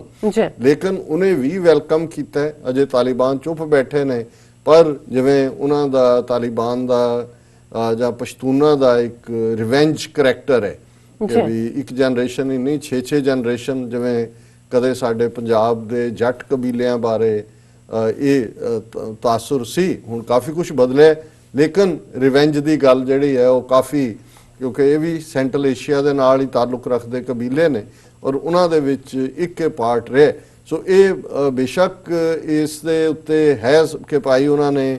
ਤਾਲਿਬਾਨ ਨੇ ਅਲਟੀਮੇਟਲੀ ਮਾਫ ਨਹੀਂ ਕਰਨਾ ਦੋਸਤਮ ਨੂੰ, ਉਹਨੇ ਵਾਰ ਕ੍ਰਾਈਮ ਕੀਤੇ ਹੋਏ ਨੇ, ਪਰ ਹਾਲ ਦੀ ਘੜੀ ਤਾਲਿਬਾਨ ਨੇ ਮੈਂ ਸਮਝਦਾ ਵੀ 20 ਸਾਲ ਚੋਂ ਡਿਪਲੋਮੈਟਿਕਲੀ ਕਾਫੀ ਮੈਚੁਰ ਹੋਏ ਨੇ, ਇਸ ਕਿਸਮ ਦਾ ਕੋਈ ਨਾ ਪੱਖੀ ਤਾਸੁਰ ਤਾਂ ਨਹੀਂ ਦਿੱਤਾ, ਲੇਕਿਨ ਦੋਸਤਮ ਨੇ ਵੀ ਇਹਨੂੰ ਵੈਲਕਮ ਕੀਤਾ ਹੈ। ਹੁਣ ਜ਼ਾਹਰ ਹੈ ਕਿ ਜਿਹੜੀ ਸਭ ਤੋਂ ਜ਼ਿਆਦਾ ਤਕਲੀਫ ਜਿਸ ਫੈਕਟਰ ਨੂੰ ਅਸੀਂ ਜ਼ਿਆਦਾ ਡਿਸਕਸ ਨਹੀਂ ਸੀ ਕੀਤਾ, ਇੰਡੀਆ, ਉਹਨਾਂ ਦੇ ਜਿਹੜੇ ਨੇ ਉਹ ਚੀਕਾਂ ਮਾਰ ਰਹੇ ਨੇ, ਉਹਨਾਂ ਦੇ ਮੀਡੀਆ ਦੇ ਵਿੱਚ ਵੀ ਅਸੀਂ ਦੇਖ ਰਹੇ ਹਾਂ। ਹਾਲਾਂਕਿ ਇੰਡੀਆ ਦੀ ਗਵਰਨਮੈਂਟ ਦਾ ਜਿਹੜਾ ਇਸ ਦੇ ਉੱਤੇ ਰਿਐਕਸ਼ਨ ਹੈ ਉਹ ਅਜੇ ਕੁਆਇਟਨੈਸ ਵਾਲਾ ਹੀ ਹੈ। ਹਾਲਾਂਕਿ ਉਹਨਾਂ ਦੀ ਫੋਰਨ ਅਫੇਅਰਸ ਦਾ ਬੰਦਾ ਉੱਥੇ ਜ਼ਰੂਰ ਸੀ, ਅਮਰੀਕਾ ਨੇ 12th ਆਵਰ ਕਿਹਾ ਹੋਣਾ, ਲੇਕਿਨ ਇਹਦੇ 'ਚ ਕੋਈ ਸ਼ੱਕ ਨਹੀਂ ਹੈ ਕਿ ਇਹ ਸਾਰੇ ਜਿਹੜਾ ਇਹ ਕੜਾਹ ਦੀ ਪੂਰੀ ਦੇਗ ਬਣੀ ਹੈ, ਇਸ ਦੇ ਵਿੱਚ ਇੰਡੀਆ ਨੂੰ ਕੋਈ ਹਿੱਸਾ ਨਹੀਂ ਹੈ ਔਰ ਉਹ ਇਸ ਸਾਰੀ ਗੇਮ ਤੋਂ ਬਾਹਰ ਨੇ। ਔਰ ਇਸ ਗੱਲ ਦੇ ਉੱਤੇ ਤਾਲਿਬਾਨ ਨੇ ਵੀ ਐਗਰੀ, ਹਾਲਾਂਕਿ ਜਿਹੜੇ ਤਾਲਿਬਾਨ ਨੇ ਇਹਦੇ 'ਚ ਕੋਈ ਸ਼ੱਕ ਨਹੀਂ ਹੈ ਕਿ ਜਿਹੜਾ ਉੱਥੇ ਐਗਜ਼ਿਸਟਿੰਗ ਅਸ਼ਰਫ ਗਨੀ ਹੈ ਉਹਦੇ ਇੰਡੀਆ ਦੇ ਨਾਲ ਬਹੁਤ ਚੰਗੇ ਸਬੰਧ ਨੇ, ਸਬੰਧ ਹੀ ਨਹੀਂ ਕਾਫੀ ਹੱਦ ਤੱਕ ਉਹ ਉਹਨਾਂ ਦੇ ਕਾਰਡ ਵੀ ਖੇਡਦਾ ਰਿਹਾ। ਹੁਣ ਦੇਖਣ ਵਾਲੀ ਗੱਲ ਇਹ ਹੈ ਵੀ ਇਸ ਸਾਰੇ ਚੋਂ ਜਦੋਂ ਇਹ ਪਹਿਲੀ ਲਾਈਨ ਹੀ ਆਂਦੀ ਹੈ ਕਿ ਉਹਨੇ ਜਿਹੜਾ 5000 ਪ੍ਰਿਜ਼ਨਰ ਰਿਲੀਜ਼ ਕਰਨਾ ਸੀ ਉਹ ਕਰਨ ਤੋਂ ਨਾ ਕੀਤੀ ਹੈ, ਤੇ ਬਹੁਤ ਸਾਰਿਆਂ ਨੇ ਸਟੋਰੀ ਲੀਡ ਸਟੋਰੀਜ਼ ਨੇ ਕਿ snack develops whether it will work or not. 24 ਘੰਟੇ ਪਹਿਲਾਂ ਤੱਕ ਜਿਹੜੇ ਵਧਾਈਆਂ ਦੇਣ ਔਰ ਇੱਕ ਦੂਜੇ ਦੇ ਨਾਲ ਸੀ, ਉਹਨਾਂ ਨੇ ਬਿਲਕੁਲ ਨੈਗੇਟਿਵ ਪੇਸ ਜਿਹੜਾ ਉਹ ਡਿਵੈਲਪ ਕਰ ਲਿਆ। ਔਰ ਮੈਨੂੰ ਵੀ ਅੱਜ 2 ਕਾਲਾਂ ਆਈਆਂ, ਕਹਿਣ ਲੱਗੇ ਜੀ ਤੁਸੀਂ ਤਾਂ ਉਹਨੂੰ ਜਿਸ ਅੰਦਾਜ਼ ਕੀਤਾ ਐਨਾਲਾਈਜ਼ ਐਂਡ ਆਲ, ਇਹ ਤਾਂ ਲੱਗਦਾ ਹੈ ਕਿ ਵੀ ਇਹ ਪਹਿਲਾਂ ਹੀ ਜਿਹੜਾ ਅਜੇ ਪਿੰਡ ਵੱਜਾ ਨਹੀਂ ਤਾਂ ਚੱਕੇ ਪਹਿਲਾਂ ਪੈ ਗਏ। ਮੈਂ ਕਿਹਾ ਜੀ ਨਹੀਂ, ਤੁਹਾਨੂੰ ਅਫਗਾਨ ਕਰੈਕਟਰ ਦਾ ਪਤਾ ਨਹੀਂ ਹੈ। ਉਹ ਕਹਿਣ ਲੱਗੇ ਕਿਉਂ, ਔਰ ਮੈਂ ਉਹਨਾਂ ਨੂੰ ਗੱਲ ਸੁਣਾਈ ਕਿ ਮੇਰੇ ਮਿੱਤਰ ਸ਼ੇਖ ਸਾਹਿਬ ਜਿਹੜੇ ਜ਼ਾਹਰ ਹੈ ਪਾਕਿਸਤਾਨ ਦੇ ਫੌਜ ਦੇ ਵਿੱਚ ਵੀ ਕਾਕੁਲ ਦੀ ਟ੍ਰੇਨਿੰਗ ਸੀ, ਆਫਿਸਰ ਰਹੇ ਸੀ ਥੋੜੀ ਦੇਰ ਲਈ, ਕਿਵੇਂ ਉਹਨਾਂ ਨੇ ਛੱਡਿਆ ਜਾਂ ਕੀ ਹੈ ਇੱਕ ਵੱਖਰੀ ਗੱਲ ਹੈ। ਔਰ ਉਹਨਾਂ ਨੇ ਇੱਕ ਵਾਰੀ ਇਹ ਗੱਲ ਸੁਣਾਈ, ਉਹ ਕਹਿਣ ਲੱਗੇ ਕਿ ਵੀ ਜਦੋਂ ਇਹ ਇਲਾਕਾ ਅਫਗਾਨਿਸਤਾਨ ਦਾ ਜਿਹੜਾ ਖਾਸ ਤੌਰ ਤੇ ਜਿਹਨੂੰ ਏਜੰਸੀ ਏਰੀਆ ਕਹਿੰਦੇ ਸੀ, ਹੁਣ ਖੈਬਰ ਪਖਤੂਨਖਵਾ ਚ ਉਹਨੂੰ ਜ਼ਮ ਕਰ ਦਿੱਤੇ, ਉਹਨਾਂ ਨੇ ਕਿਹਾ ਜੀ ਵੀ ਕੁਝ ਹਿੱਸਾ ਉੱਥੇ ਗੋਲੀਆਂ ਗਾਲੀਆਂ ਚੱਲਦੀਆਂ ਰਹਿੰਦੀਆਂ ਸੀ, ਰਿਬੈਲ ਰਹਿੰਦੇ ਹੀ ਸੀ, ਔਰ ਕੁਝ ਜਿਹੜੇ ਪਠਾਨ ਕਬੀਲੇ ਨੇ, ਕਿਉਂਕਿ ਉਹ ਸਾਰੀ ਜਿਹੜੀ ਹੈ ਉਹਦੇ ਵਿੱਚ ਜਿਵੇਂ ਔਰਕਜ਼ਾਈ ਨੇ, ਅਫਰੀਦੀ ਨੇ ਔਰ ਦੂਸਰੇ ਨੇ, ਤਾਂ ਉਹਨਾਂ ਦਾ ਆਪਸ ਵੀ ਟੱਕਰ ਰਹਿੰਦਾ। ਤੇ ਇੱਕ ਕਬੀਲਾ ਜਿਹੜਾ ਹੈ ਉਹ ਅੰਗਰੇਜ਼ਾਂ ਦੇ ਨਾਲ ਤਾਵਨ ਕਰਦਾ ਸੀ ਔਰ ਉਹਨਾਂ ਤੋਂ ਪੈਸੇ ਪੂਸੇ ਵੀ ਲੈਂਦੇ ਸੀ, ਔਰ ਕਹਿੰਦੇ ਸੀ ਦੂਸਰਾ ਹਮਲਾ ਕਰ ਰਹੇ ਨੇ ਤਾਂ ਉਹਨਾਂ ਤੋਂ ਗੋਲੀਆਂ ਗਾਲੀਆਂ ਵੀ ਲੈਂਦੇ ਸੀ, ਜਿਹੜਾ ਅਸਲਾ ਵੀ, ਔਰ ਰਾਤ ਨੂੰ ਹੋਣਾ ਜੀ ਗੋਲੀਆਂ ਚੱਲ ਰਹੀਆਂ ਦੂਸਰਾ। ਔਰ ਉਹਨਾਂ ਦਾ ਜਿਹੜਾ ਕਬੀਲੇ ਦਾ ਸਰਦਾਰ ਸੀ ਜਿਹੜਾ ਉਸ ਅੰਗਰੇਜ਼ ਕਰਨਲ ਤੋਂ ਉਹ ਲੈਂਦਾ ਸੀ ਸਟਫ ਐਮੂਨੇਸ਼ਨ ਵਗੈਰਾ, ਕਹਿੰਦਾ ਕਿ ਵੀ ਉਹਨੇ 2 ਦਿਨ ਚੱਲਦਾ ਰਿਹਾ, ਉਹਨੇ ਕਿਹਾ ਜੀ ਹੁਣ ਜਿਹੜੀ ਹੈ ਜਿੰਨਾ ਤੁਸੀਂ ਦਿੰਦੇ ਹੋ ਅਸਲਾ ਇਹ ਥੋੜਾ ਹੈ, ਕਿਉਂਕਿ ਬਹੁਤ ਗੋਲੀਆਂ ਚੱਲਦੀਆਂ ਰਾਤ ਨੂੰ ਔਰ ਲੜਾਈ ਹੁੰਦੀ ਹੈ ਇਹ ਉਹਨੇ ਜਿੰਨਾ ਕਿ ਦਿੱਤਾ, ਹਫ਼ਤੇ ਬਾਅਦ ਉਹਨੇ ਫੇਰ ਦੁੱਗਣੀ ਕਰ ਦਿੱਤੀ। ਉਹਨੇ ਦੇਖਣਾ ਕਿ ਵੀ ਦੋਨੋਂ ਉਹਨੇ ਵੀ ਕਰਨਲ ਨੇ ਵੀ ਆਪਣੀ ਬਾਈਨੋਕੂਲਰ ਨਾਲ ਵੀ ਰਾਤ ਨੂੰ ਉੱਥੇ ਰਹਿੰਦਾ ਸੀ, ਉਹਨੇ ਦੇਖਣਾ ਕਿ ਵੀ ਵਾਕਈ ਕੀ ਹੋ ਰਿਹਾ, ਪਰ ਉਹ ਕਿਤੇ ਨਾ ਕਿਤੇ ਸ਼ੱਕ ਹੋਇਆ ਤੇ ਉਹਨੇ ਜਦੋਂ ਨੈਕਸਟ ਟਾਈਮ ਆਪਣੀ ਉਹ ਲੈਣ ਆਏ ਜੋ ਵੀ ਉਹਨਾਂ ਨੂੰ ਉਹ ਦਿੰਦੇ ਸੀ, ਤੇ ਉਹਨੇ ਟ੍ਰੇਸਰ ਬੁਲਟਸ ਦਿੱਤੀਆਂ। ਹੁਣ ਟ੍ਰੇਸਰ ਦਾ ਮਤਲਬ ਹੈ ਵੀ ਜਦੋਂ ਗੋਲੀ ਚੱਲੇਗੀ ਉਹਦੇ ਪਿੱਛੇ ਜਿਹੜੀ ਹੈ ਜਿਵੇਂ ਰੌਸ਼ਨੀ ਜੁਗਨੂ ਦੀ ਹੁੰਦੀ ਹੈ ਚੱਲ ਰਹੇ, ਉਹਨਾਂ ਨੇ ਕਿਹਾ ਕਿ ਵੀ ਉਹ ਦੇਖ ਕੇ ਉਹ ਲੈ ਕੇ ਚਲੇ ਗਏ। ਔਰ ਕਹਿੰਦਾ ਵੀ 2 ਦਿਨ ਬਾਅਦ ਜਦੋਂ ਉਹਨੇ ਆਪਣੇ ਬਾਈਨੋਕੂਲਰ ਕੱਢ ਕੇ ਦੇਖ ਰਿਹਾ ਹੈ ਤੇ ਉਹ ਟ੍ਰੇਸਰ ਬੁਲਟਸ ਹੀ 4 ਚਫੇਰੇ ਨੇ, ਜਿਹੜੇ ਉਹ ਕਹਿੰਦਾ ਸੀ ਹਮਲਾ ਕਰ ਰਹੇ ਨੇ ਉਧਰੋਂ ਵੀ ਟ੍ਰੇਸਰ ਬੁਲਟਸ ਆ ਰਹੀ, ਉਹਨਾਂ ਕੋਲ ਤਾਂ ਹੈ ਨਹੀਂ ਸੀ, ਇਧਰੋਂ ਵੀ ਜਾ ਰਹੀ ਹੈ। ਸੋ ਉਹਨਾਂ ਨੇ ਦੇਖਿਆ ਵੀ ਇਹ ਜਿਹੜਾ ਨਾ ਇਹ ਸ਼ੈਤਾਨੀ ਕਰ ਰਹੇ ਨੇ, ਉਹਨਾਂ ਨੂੰ ਇਹੀ ਪਹੁੰਚਾਉਂਦੇ ਨੇ ਤੇ ਇਸ ਬਹਾਨੇ ਅਸਲਾ ਵੀ ਲੈਂਦੇ ਨੇ ਤੇ ਪੈਸੇ ਵੀ ਲੈਂਦੇ ਨੇ। ਔਰ ਕਹਿੰਦਾ ਕਿ ਵੀ ਨੈਕਸਟ ਡੇ ਉਹਨੇ ਦੇਖ ਲਿਆ, ਫਿਰ ਉਹਨਾਂ ਨੇ ਉਹਨੂੰ ਜਦੋਂ ਦੁਬਾਰਾ ਆਏ ਤੇ ਉਹਨੇ ਦੱਸਿਆ ਕਰਨਲ ਨੇ ਕਿ ਵੀ ਇਹ ਹੈ, ਤਾਂ ਕਹਿੰਦਾ ਵੀ ਉਹ ਖੜਖੜਾ ਕੇ ਹੱਸਣ ਲੱਗ ਪਏ ਪਠਾਨ। ਉਹਨਾਂ ਨੂੰ ਕਹਿੰਦਾ ਕਿ ਵੀ ਬਸ ਸਾਹਿਬ ਇਹ ਮੌਜ ਹੀ ਹੈ ਸਾਡੀ। ਸੋ ਕਹਿਣ ਦਾ ਮਤਲਬ ਇਹ ਹੈ ਕਿ ਵੀ ਇੱਕ ਪਾਰਟ ਜਿਹੜਾ ਸਮਝਣ ਵਾਲਾ ਹੈ ਕਿ ਇਹਦੇ ਬਾਵਜੂਦ ਹੁਣ ਇਸ ਸਾਰੇ ਚੋਂ ਜੇ ਅਸੀਂ ਸਮਝੌਤੇ ਚੋਂ ਦੇਖੀਏ, ਹਾਲਾਂਕਿ ਮੈਂ ਸਾਰਾ ਡਾਕੂਮੈਂਟ ਸਮਝੌਤੇ ਦਾ ਕੱਢਿਆ, ਪਰ ਇਸ ਦੇ ਕਿਉਂਕਿ ਜਿਹੜੇ ਸੇਲੈਂਟ ਫੀਚਰ ਨੇ ਮੈਂ ਆਲਰੇਡੀ ਡਿਸਕਸ ਕੀਤੇ ਹੋਏ ਨੇ, ਸੋ ਮੈਂ ਹੁਣ ਵਕਤ ਦੀ ਦੇਖਦੇ ਆ ਸੀਮਾ ਅੱਗੇ ਨਹੀਂ ਜਾਵਾਂਗਾ। ਪਰ ਇਹਦੇ ਚੋਂ ਇੱਕ ਜ਼ਾਹਰ ਹੈ ਕਿ ਸਵਾਲ ਇਹ ਹੈ ਕਿ ਵੀ ਇਹਦੇ ਚ ਕਿਨੇ ਕੀ ਖੱਟਿਆ ਤੇ ਕੀ ਗਵਾਇਆ, ਔਰ ਕਿਹੜੇ ਪਲੇਅਰ ਨੇ ਜਿਨ੍ਹਾਂ ਨੇ ਇਸ ਸਾਰੇ ਚੋਂ ਕੁਝ ਜਿਹੜਾ ਉਹ ਲਿਜਾਣਾ ਕਰ। ਸੋ ਜ਼ਾਹਰ ਹੈ ਕਿ ਵਿਨਰ ਤਾਂ ਤਾਲਿਬਾਨ ਨੇ, ਕਿਉਂਕਿ ਹੈਂਡਸ ਡਾਊਨ ਵਿਕਟਰੀ ਹੈ। ਔਰ ਇਸ ਨੂੰ ਜਿਵੇਂ ਕੁਛ ਨੇ ਈਵਨ ਇੱਕ ਹਕਾਨੀ ਦਾ ਵੀ ਜਿਹੜਾ ਇਹਨਾਂ ਦਾ ਔਰ ਸਾਰੇ ਜਿਹੜੇ ਟ੍ਰੇਟਰ ਰੱਖੇ ਹੋਏ ਨੇ ਉਹ ਸਾਰੇ ਵੀ ਚੀਕਾਂ ਮਾਰਨ, ਪਰ ਇਹ ਇੱਕ ਆਨਰੇਬਲ ਸਰੈਂਡਰ ਹੈ ਅਮਰੀਕਾ ਦਾ। ਔਰ ਇਹੀ ਜਿਹੜਾ ਸਮਝੌਤਾ ਹੁਣ ਤਾਲਿਬਾਨ ਨਾਲ ਕੀਤਾ ਹੈ, ਇਹਨਾਂ ਨੇ ਜਦੋਂ 2011 ਦੇ ਵਿੱਚ ਜਿਹੜਾ ਅਸੀਂ ਦੋਹਾ ਜਿਹੜਾ ਕਤਰ ਦੇ ਵਿੱਚ ਹੈ ਜਿੱਥੇ ਦਫ਼ਤਰ ਖੋਲਿਆ 2011 ਦਾ ਖੋਲਿਆ ਹੋਇਆ, ਲੇਕਿਨ ਇਹੀ ਸਮਝੌਤਾ 2001 ਦੇ ਇਮੀਡੀਏਟ ਬਾਅਦ ਵੀ ਜਿਹੜਾ ਹੈ ਉਹ ਕੀਤਾ ਜਾ ਸਕਦਾ ਸੀ ਜਦੋਂ ਕਿ ਉਹਨਾਂ ਨੇ ਕੀਤਾ। ਲੇਕਿਨ ਇਹਨਾਂ ਨੂੰ ਸੀ ਕਿ ਵੀ ਅਸੀਂ ਇਹਨਾਂ ਦੀ ਖੁੰਬ ਠੱਪਣੀ ਹੈ, ਇਹਨਾਂ ਨੂੰ ਅਕਲ ਦੇਣੀ। ਅਮਰੀਕਨਾਂ ਦਾ ਜਿਵੇਂ ਉਹ ਕਾਊਬॉय ਮੈਂਟੈਲਿਟੀ ਹੈ, ਪਰ 20 ਸਾਲ ਬਾਅਦ ਵੀ ਆ ਕੇ ਉੱਥੇ ਹੀ ਡਿਗੇ ਨੇ। ਔਰ ਉਹਦੇ ਚ ਜਿਹੜਾ ਜੋ ਵੀ ਸਮਝੌਤਾ ਹੈ ਉਹ ਤਾਲਿਬਾਨ ਦੀ ਟਰਮਸ ਤੇ ਹੋਇਆ। ਉਹਨਾਂ ਨੇ ਆਪਣੇ ਆਪ ਨੂੰ ਜਿਹੜਾ ਐਮਰੇਟ ਵੀ ਰੱਖਿਆ, ਆਪਣੇ ਆਪ ਨੂੰ ਉਹਨਾਂ ਨੇ ਆਪਣੀ ਹੋਂਦ ਵੀ ਰੱਖੀ ਹੈ। ਔਰ ਜ਼ਾਹਰਾ ਤੌਰ ਦੇ ਉੱਤੇ 14 ਮਹੀਨੇ ਦੇ ਵਿੱਚ ਅਮਰੀਕਾ ਦਾ ਹਰ ਸੋਲਜਰ, ਹਰ ਉਹਨਾਂ ਦੀ ਇਕਵਿਪਮੈਂਟ, ਉਹਨਾਂ ਦੇ ਡਰੋਨ ਦੂਜੇ ਤੀਜੇ ਖਤਮ ਕਰਨ ਦੀ ਗੱਲ ਹੈ। ਔਰ ਦੂਸਰੇ ਪਾਸੇ ਉਹਨਾਂ ਦੇ ਨਾਲ ਹੀ ਉਹਨਾਂ ਨੇ ਸਮਝੌਤਾ ਕੀਤਾ ਜਿਹੜੇ ਰੀਅਲ ਗਰਾਊਂਡ ਦੇ ਉੱਤੇ ਨੇ। ਸੋ ਜਿਵੇਂ ਤਾਜ਼ਕ ਜਾਂ ਉਜ਼ਬੈਕ ਜਿਹੜੇ ਸਾਈਜ਼ੇਬਲ ਉਹਨਾਂ ਦਾ ਨੰਬਰ ਹੈ 5% 10%, ਪਰ ਮੈਜੋਰਿਟੀ ਤਾਂ ਅਫਗਾਨਿਸਤਾਨ ਪਸ਼ਤੂਨ ਨੇ।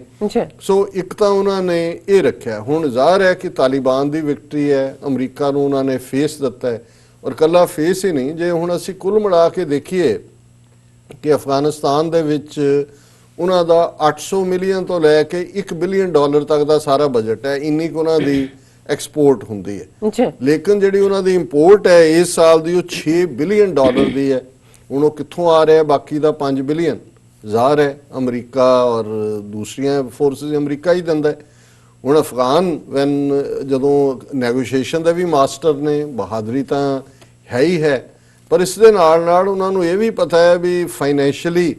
ਜਿਹੜਾ ਕਿਵੇਂ ਮਫਾਦ ਲੈਣਾ। ਵਪਾਰੀ ਵੀ ਨੇ ਅਫਗਾਨ, ਚੀਨੀਆਂ ਵਾਂਗ ਦੁਨੀਆ ਦੇ ਪੁਰਾਣੇ ਵਪਾਰੀਆਂ ਚੋਂ ਆਉਂਦੇ ਨੇ। ਸੋ ਇਸ ਸਾਰੇ ਦੇ ਨਾਲ ਇਹ ਹੈ ਵੀ ਜਿਹੜੀ ਗਲਤੀ ਪਹਿਲਾਂ ਅਮਰੀਕਾ ਨੇ ਕੀਤੀ ਸੋਵੀਅਤ ਯੂਨੀਅਨ ਦੇ ਨਾਲ ਲੜਨ ਵਾਲਿਆਂ ਨੂੰ 1988 ਚ ਅਬੈਂਡਨ ਕਰ ਦਿੱਤਾ, ਫਿਰ ਸਿਵਲ ਵਾਰ ਚੱਲਦੀ ਰਹੀ, ਉਹ ਐਤਕੀ ਇਹ ਵੀ ਨਹੀਂ ਕਰਨਾ ਚਾਹੁੰਦੇ ਤੇ ਤਾਲਿਬਾਨ ਵੀ ਚਾਹੁੰਦੇ ਨੇ ਕਿ ਭਾਈ ਲਿਆਓ ਪੈਸੇ ਸੁੱਟੋ। ਔਰ ਹੁਣ ਕੱਲਾ ਇਹੀ ਨਹੀਂ, ਜੇ ਹੁਣ ਇਸ ਸਾਰੇ ਦੇ ਵਿੱਚ ਅਸੀਂ ਜਿਹੜਾ ਇੱਕ ਫੈਕਟਰ ਕਿਸੇ ਨੇ ਡਿਸਕਸ ਨਹੀਂ ਕੀਤਾ, 800 ਮਿਲੀਅਨ ਤੋਂ $1 ਬਿਲੀਅਨ ਤੱਕ ਜਿਹੜੀ ਓਪੀਅਮ ਦੁਨੀਆ ਦੀ 80% ਓਪੀਅਮ ਜਿਹਦੇ ਚੋਂ ਹੈਰੋਇਨ ਬਣਦੀ ਹੈ, ਦੂਜੀ ਉਹ ਅਫਗਾਨਿਸਤਾਨ ਚੋਂ ਓਰੀਜੀਨੇਟ ਹੁੰਦੀ ਹੈ। ਜਦੋਂ ਤਾਲਿਬਾਨ ਦੀ ਹਕੂਮਤ ਸੀ ਉਹਨਾਂ ਨੇ ਇਸ ਦੇ ਉੱਤੇ, ਕਿਉਂਕਿ ਮਜ਼ਹਬੀ ਤੌਰ ਦੇ ਉੱਤੇ ਅਗੇਂਸਟ ਹੈ ਇਸਲਾਮਿਕ ਦੂਜੇ ਦੇ, ਹਾਲਾਂਕਿ ਇਹ ਤਾਂ ਨਹੀਂ ਹੈ ਵੀ ਉੱਥੇ ਕਣਕ ਤੇ ਝੋਨਾ ਹੋਣਾ, ਲੇਕਿਨ ਉਹਨਾਂ ਦੇ ਵੇਲੇ ਜਿਹੜਾ ਔਰ UN ਦੀਆਂ ਆਪਣੀਆਂ ਰਿਪੋਰਟਸ ਨੇ ਓਪੀਅਮ ਦੀ ਖੇਤੀ 'ਚ ਬਹੁਤ ਕਮੀ ਆਈ ਸੀ। ਔਰ ਇਹ ਸਾਰੇ ਪੀਰੀਅਡ 'ਚ ਜਿੰਨੇ ਵੀ ਹੁਣ ਇਹ ਸਾਲ ਲੰਘੇ ਨੇ ਉੱਥੇ ਬਹੁਤ ਜ਼ਿਆਦਾ। ਹੁਣ ਇਹ ਵੀ ਜਿਹੜੇ ਉੱਥੇ ਇੱਕ ਫੈਕਟਰ ਇਹਨਾਂ ਫੈਕਸ਼ਨਸ ਤੋਂ ਇਲਾਵਾ ਤਾਲਿਬਾਨ ਜਾਂ ਅਸ਼ਰਫ ਗਨੀ ਜਾਂ ਅਬਦੁੱਲਾ ਜਾਂ ਦੋਸਤਮ ਤੋਂ ਇਲਾਵਾ ਜਿਹੜਾ ਇੱਕ ਫੈਕਟਰ ਵਾਰਲॉर्ड्स ਦੇ ਜਿਹੜੇ ਵਾਰਲॉर्ड ਕੰਟਰੋਲ ਕਰਦੇ ਨੇ ਓਪੀਅਮ ਦੀ ਖੇਤੀ ਨੂੰ, ਉਹ ਵੀ ਇੱਕ ਫੈਕਟਰ ਹੈ। ਸੋ ਜ਼ਾਹਰ ਹੈ ਕਿ ਫਿਰ ਹੁਣ ਅਸੀਂ ਇਰਾਨੀਅਨ ਇੰਟਰਸਟ ਦੇਖੀਏ, ਕਿਉਂਕਿ ਹਜ਼ਾਰੇ ਜਿਹੜਾ ਟਰਾਈਬ ਹੈ ਸ਼ੀਆ ਨੇ, ਉਹ ਈਰਾਨ ਦਾ ਉਹਦੇ 'ਚ ਇੰਟਰਸਟ ਹੈ, ਉਹਦੇ 'ਚ ਰਸ਼ੀਅਨ ਇੰਟਰਸਟ ਵੀ ਹੈ, ਉਹਦੇ 'ਚ ਤੁਰਕ ਔਰੀਜਨ ਦੇ ਵੀ ਨੇ, ਦੋਸਤਮ ਤੁਰਕ ਦਾ ਇਸਤੰਬੁਲ ਔਰ ਦੂਜੇ 'ਚ ਵੀ ਬੇਸ ਹੈ। ਸੋ ਇੱਕ ਗੱਲ ਦੇਖਣ ਵਾਲੀ ਹੈ ਕਿ ਇਹ ਇੱਕ ਲਾਰਜਰ ਫਰੇਮਵਰਕ ਹੈ ਜਿਸ ਦੇ ਵਿੱਚ ਸਮਝੌਤਾ ਹੋਇਆ ਹੈ, ਲੇਕਿਨ ਇਹ ਕਦੇ ਕਿਸੇ ਨੇ ਨਹੀਂ ਕਿਹਾ ਕਿ ਵੀ ਇਹਦੇ 'ਚ ਜਿਹੜਾ ਸ਼ੈਤਾਨ ਹੈ ਜਾਂ ਜਿਹਦੇ ਵੈਸਟਡ ਇੰਟਰਸਟ ਨੇ ਉਹ ਉਹਦੇ 'ਚ ਕੋਈ ਗੜਬੜੀ ਨਹੀਂ ਕਰ ਸਕਦੇ, ਕਰਨਗੇ। ਪਰ ਕਿਉਂਕਿ ਵੱਡੀਆਂ ਧਿਰਾਂ ਜਿਹੜੀਆਂ ਨੇ ਜਿਨ੍ਹਾਂ 'ਚ ਅਮਰੀਕਾ ਹੈ, ਜਿਨ੍ਹਾਂ 'ਚ ਜ਼ਾਹਰ ਹੈ ਪਾਕਿਸਤਾਨ ਨੇ ਇਹ ਸਮਝੌਤਾ ਫੈਸਿਲੀਟੇਟ ਕੀਤਾ ਔਰ ਤਾਲਿਬਾਨ ਨੇ, ਉਹ ਇੱਕ ਪਾਸੇ ਨੇ ਜਿਹੜਾ ਅਸ਼ਰਫ ਗਨੀ ਹੈ ਉਹ ਤਾਂ ਮੈਂ ਸਮਝਦਾ ਵੀ ਜੇ ਇਸ ਸਮਝੌਤੇ 'ਚ ਇੱਕ ਮੱਧ ਉਹ ਹੋਰ ਲਿਖਾ ਲੈਂਦਾ ਕਿ ਜੀ ਮੈਂ ਆਪਣਾ ਅਸਤੀਫਾ ਦੇ ਰਿਹਾ ਤੇ ਮੈਨੂੰ ਵਾਪਸ ਵਰਲਡ ਬੈਂਕ 'ਚ ਨੌਕਰੀ ਤੇ ਲੈ ਚਲੋ, ਉਹ ਜ਼ਿਆਦਾ ਬਿਹਤਰ ਹੁੰਦਾ ਹੈ। ਪਤਾ ਨਹੀਂ ਕਿਉਂ ਕਈ ਵਾਰ ਲੋਕ ਤਾਰੀਖ ਤੋਂ ਸਿੱਖਦੇ ਨਹੀਂ ਨੇ ਕਿ ਵੀ ਜੋ ਹਾਲ ਨਜ਼ੀਬੁੱਲਾ ਦਾ, ਜਿਹਨੂੰ ਸੋਵੀਅਤ ਯੂਨੀਅਨ ਵਾਲਿਆਂ ਨੇ ਜਦੋਂ ਵਿਦਡਰਾ ਕੀਤਾ ਉਹ ਛੱਡ ਗਏ ਉਹਨੂੰ, ਔਰ ਉਹ ਬਾਅਦ 'ਚ ਕਿੰਨੇ ਘੰਟਿਆਂ ਦੇ ਵਿੱਚ ਹੀ ਉਹਨਾਂ ਨੇ ਫੜ ਕੇ ਕਾਬਲ ਜਦੋਂ ਕੰਟਰੋਲ ਕੀਤਾ ਤਾਂ ਖੰਭੇ ਨਾਲ ਲਟਕਾ ਦਿੱਤਾ ਸੀ। ਹੁਣ ਇਸੇ ਤਰ੍ਹਾਂ ਜਦੋਂ ਅਮਰੀਕਾ ਨਿਕਲਿਆ ਵੀਅਤਨਾਮ ਚੋਂ, ਸਾਊਥ ਵੀਅਤਨਾਮ ਚੋਂ, ਸੋ ਜ਼ਾਹਰ ਹੈ ਆਪਣੇ ਵੱਲੋਂ ਤਾਂ ਸਮਝੌਤਾ ਸੀ, ਉਹਨਾਂ ਨੂੰ ਜਿਹੜਾ ਉਹਨਾਂ ਨੂੰ ਇਹ ਯਕੀਨ ਕਰਵਾਇਆ ਸੀ ਸਾਊਥ ਵੀਅਤਨਾਮ ਨੂੰ ਕਿ ਜੀ ਅਸੀਂ ਸੈਗੋਨ ਨੂੰ ਪ੍ਰੋਟੈਕਟ ਕਰਾਂਗੇ ਫੌਜ। ਇਹ ਜੋ ਹੀ ਬਾਹਰ ਨਿਕਲੇ ਉਹਨਾਂ ਨੇ ਲੈ ਕੇ ਆ ਬੜੇ ਸੈਗੋਨ 'ਚ ਵੀ, ਔਰ ਇਹਨਾਂ ਦਾ ਉਹ ਅੱਜ ਤੱਕ ਵੀ ਉਹ ਇੱਕ ਜਿਹੜੀ ਯਾਦਗਾਰੀ ਇਹਨਾਂ ਦੀ ਹਿਊਮਿਲੇਸ਼ਨ ਵਾਲੀ ਪਿਕਚਰ ਹੈ ਕਿ ਲਾਸਟ ਬੰਦਾ ਡਿਪਲੋਮੈਟਿਕ ਮਿਸ਼ਨ ਦਾ ਕਿਵੇਂ ਉਹ ਹੈਲੀਕਾਪਟਰ ਤੇ ਚੜ੍ਹ ਰਿਹਾ ਔਰ ਕਿਵੇਂ ਉੱਥੋਂ ਜਾ ਰਿਹਾ। ਸੋ ਕੁੱਲ ਮਿਲਾ ਕੇ ਜਿਹੜੀ ਅੱਜ ਵੀ ਸਿਚੁਏਸ਼ਨ ਡਿਫਰੈਂਟ ਨਹੀਂ ਹੋਣੀ। ਇਹਦੀਆਂ ਦੋ ਪੋਸੀਬਿਲਿਟੀਜ਼ ਨੇ ਜੇ, ਔਰ ਇਹ ਵੀ ਜਿਹੜਾ ਅਸ਼ਰਫ ਗਨੀ ਨੇ ਇਹ ਕੀਤਾ ਉਹ ਸਿਰਫ ਆਪਣਾ ਹਿੱਸਾ ਮੰਗਣ ਲਈ ਕੀਤਾ ਹੈ ਕਿ ਭਾਈ ਮੇਰੀ ਕੀ ਥਾਂ ਹੋਏਗੀ। ਹਾਲਾਂਕਿ ਹੋਣਾ ਇਹ ਹੈ ਹੁਣ 3 ਲੱਖ ਦੇ ਕਰੀਬ ਫੌਜ ਜਿਹੜੀ ਅਫਗਾਨ ਫੌਜ ਹੈ, ਜਿਹੜੀ ਅਸ਼ਰਫ ਗਨੀ ਜਿਨ੍ਹਾਂ ਦੀ ਤਨਖਾਹਾਂ ਅਮਰੀਕਾ ਤੋਂ ਜਾਂਦੀਆਂ ਨੇ, ਹੁਣ ਅਮਰੀਕਾ ਦਾ ਇੰਟਰਸਟ ਹੈ ਖਾਸ ਤੌਰ ਤੇ ਟਰੰਪ ਦਾ ਇਲੈਕਸ਼ਨ ਤੱਕ ਤਾਂ ਜ਼ਰੂਰ ਹੈ, ਨਵੰਬਰ ਤੱਕ, ਕਿਉਂਕਿ ਉਹ ਇਹਨੂੰ ਵੱਡੀ ਪ੍ਰਾਪਤੀ ਦੇ ਤੌਰ ਤੇ ਜਿਹੜਾ ਉਹ ਵੇਚਣਾ ਵੀ ਚਾਹੁੰਦਾ ਹੈ। ਔਰ ਉਹਦੀ ਸਟੇਟਮੈਂਟ ਵੀ ਅੱਜ ਇਸ ਦੇ ਉੱਤੇ ਹੈ, ਵਿਲ ਮੀਟ ਤਾਲਿਬਾਨ ਲੀਡਰ ਸੂਨ। ਉਹ ਤਾਂ ਇਹ ਦੱਸ ਰਿਹਾ ਔਰ ਮੈਨੂੰ ਕੋਈ ਹੈਰਾਨੀ ਨਹੀਂ ਹੋਏਗੀ ਆਉਣ ਵਾਲੇ ਹਫ਼ਤਿਆਂ ਦੇ ਵਿੱਚ ਵਾਈਟ ਹਾਊਸ ਦੇ ਵਿੱਚ ਉਹੀ ਤਾਲਿਬਾਨ ਜਿਨ੍ਹਾਂ ਦਾ ਵੈਲਕਮ ਟਰੰਪ ਕਰ ਰਿਹਾ ਹੋਏ, ਮਾਈ ਫਰੈਂਡਸ ਐਂਡ ਦਿਸ ਦੈਟ ਕਰੇ, ਕਿਉਂਕਿ ਆਲਰੇਡੀ ਇਹ ਪੋਲੀਟੀਕਲ ਪਲੈਂਕ ਹੈ ਜਿਹਦੇ ਤੇ ਤਾਲਿਬਾਨ ਨੇ, ਟਰੰਪ ਨੇ ਆਪਣੀ ਖੇਡ ਵੀ ਖੇਡਣੀ ਹੈ। ਔਰ ਬਹੁਤ ਜਲਦੀ ਜਿਹੜਾ ਜੇ ਉਹਨੇ ਕਿਹਾ ਅਸ਼ਰਫ ਗਨੀ ਨੇ ਕਿ ਜੀ ਮੈਂ ਇਹ ਆਨਰ ਨਹੀਂ ਕਰਦਾ ਜਦੋਂ ਇੰਟਰਾ ਅਫਗਾਨ ਡਾਇਲੌਗ ਹੋਏਗਾ only then I will talk, ਨਾਲ ਦੀ ਨਾਲ ਹੀ ਤਾਲਿਬਾਨ ਨੇ ਵੀ ਬਿਆਨ ਦਿੱਤਾ, Taliban says will resume operations against Afghan forces. ਉਹਨੇ ਕਿਹਾ ਜੀ ਕਿ ਵੀ ਜੇ ਨਹੀਂ ਕੀਤਾ ਅਸੀਂ ਲੱਗੇ ਆਪ ਦੁਬਾਰਾ ਸ਼ੁਰੂ ਕਰਨ, ਕਿਉਂਕਿ 1 ਹਫ਼ਤੇ ਦਾ ਸੀਜ਼ ਫਾਇਰ ਵੀ ਸੀ ਜਿਹੜਾ ਉਹਨਾਂ ਨੇ ਕਿਹਾ ਵੀ ਅਸੀਂ ਹੁਣ ਤੋੜਨ ਲੱਗੇ ਗੱਲਬਾਤ ਤੋਂ ਪਹਿਲਾਂ। ਤੇ ਹੁਣ ਦੇਖਣ ਵਾਲੀ ਗੱਲ ਇਹ ਹੈ ਵੀ ਇੱਕ ਪਾਰਟ ਜਿਹੜਾ ਅਫਗਾਨ ਕਬੀਲਿਆਂ ਦਾ ਬੜਾ ਪਾਰਟਿਕੂਲਰ ਹੈ, ਉਹ ਹਾਰਨ ਵਾਲੇ ਦਿਨ ਜਦੋਂ ਆਪਸੀ ਲੜਾਈ ਹੁੰਦੀ ਹੈ, ਜਦੋਂ ਕਿਸੇ ਨਾਲ ਹੁੰਦੀ ਉਹ ਇਕੱਠੇ ਹੁੰਦੇ ਨੇ, ਭਾਵੇਂ ਲੜ ਵੀ ਰਹੇ ਹੋਣ ਆਪਸ 'ਚ, ਲੇਕਿਨ ਜਦੋਂ ਦਾਲ ਵੰਡਣ ਦਾ ਵੇਲਾ ਆਉਂਦਾ ਫਿਰ ਉਹ ਵੀ ਛਿੱਤਰਾਂ ਨਾਲ ਵੰਡਦੇ ਨੇ। ਤੇ ਉਹਨਾਂ 'ਚੋਂ ਵੀ ਜਿਹੜਾ ਲੂਜ਼ਿੰਗ ਫੈਕਸ਼ਨ ਦਾ ਵੱਡਾ ਤਬਕਾ ਹੁੰਦਾ ਦੇਖ ਰਿਹਾ ਹੁੰਦਾ ਵੀ ਜਿੱਤ ਕੌਣ ਰਿਹਾ।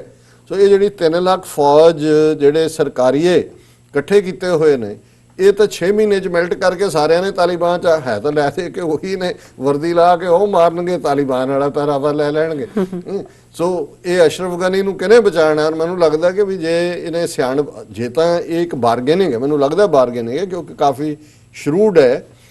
ਕਿ ਵੀ ਉਹ ਉਸ 'ਚ ਆਪਣਾ ਵੀ ਦਿਖਾਣਾ ਚਾਹੁੰਦਾ। ਉਹ ਕਹਿੰਦਾ ਸਮਝੌਤਾ ਉਹਨਾਂ ਨਾਲ ਉਹ ਦੱਸ ਰਿਹਾ ਵੀ ਹਮ ਵੀ ਹੋਤੇ ਹੈ, ਤੇ ਅਦਰਵਾਈਜ਼ ਨਾ ਹੋਇਆ ਤੇ ਤਾਲਿਬਾਨ ਨੂੰ ਜਿਹਨਾਂ ਦੇ ਕੋਲ 60-65% ਟੈਰੀਟਰੀ ਹੈ ਉਹਨਾਂ ਨੂੰ, ਹਾਂ ਉਹਦਾ ਫਿਰ ਅਨਫੋਰਚੂਨੇਟ ਪਾਰਟ ਇਹ ਹੋਏਗਾ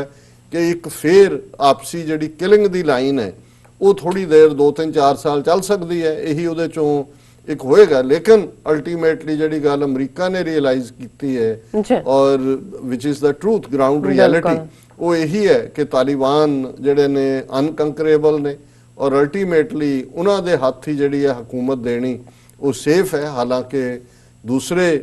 ਕੰਸਰਨ ਵੀ ਨੇ, ਜਿਵੇਂ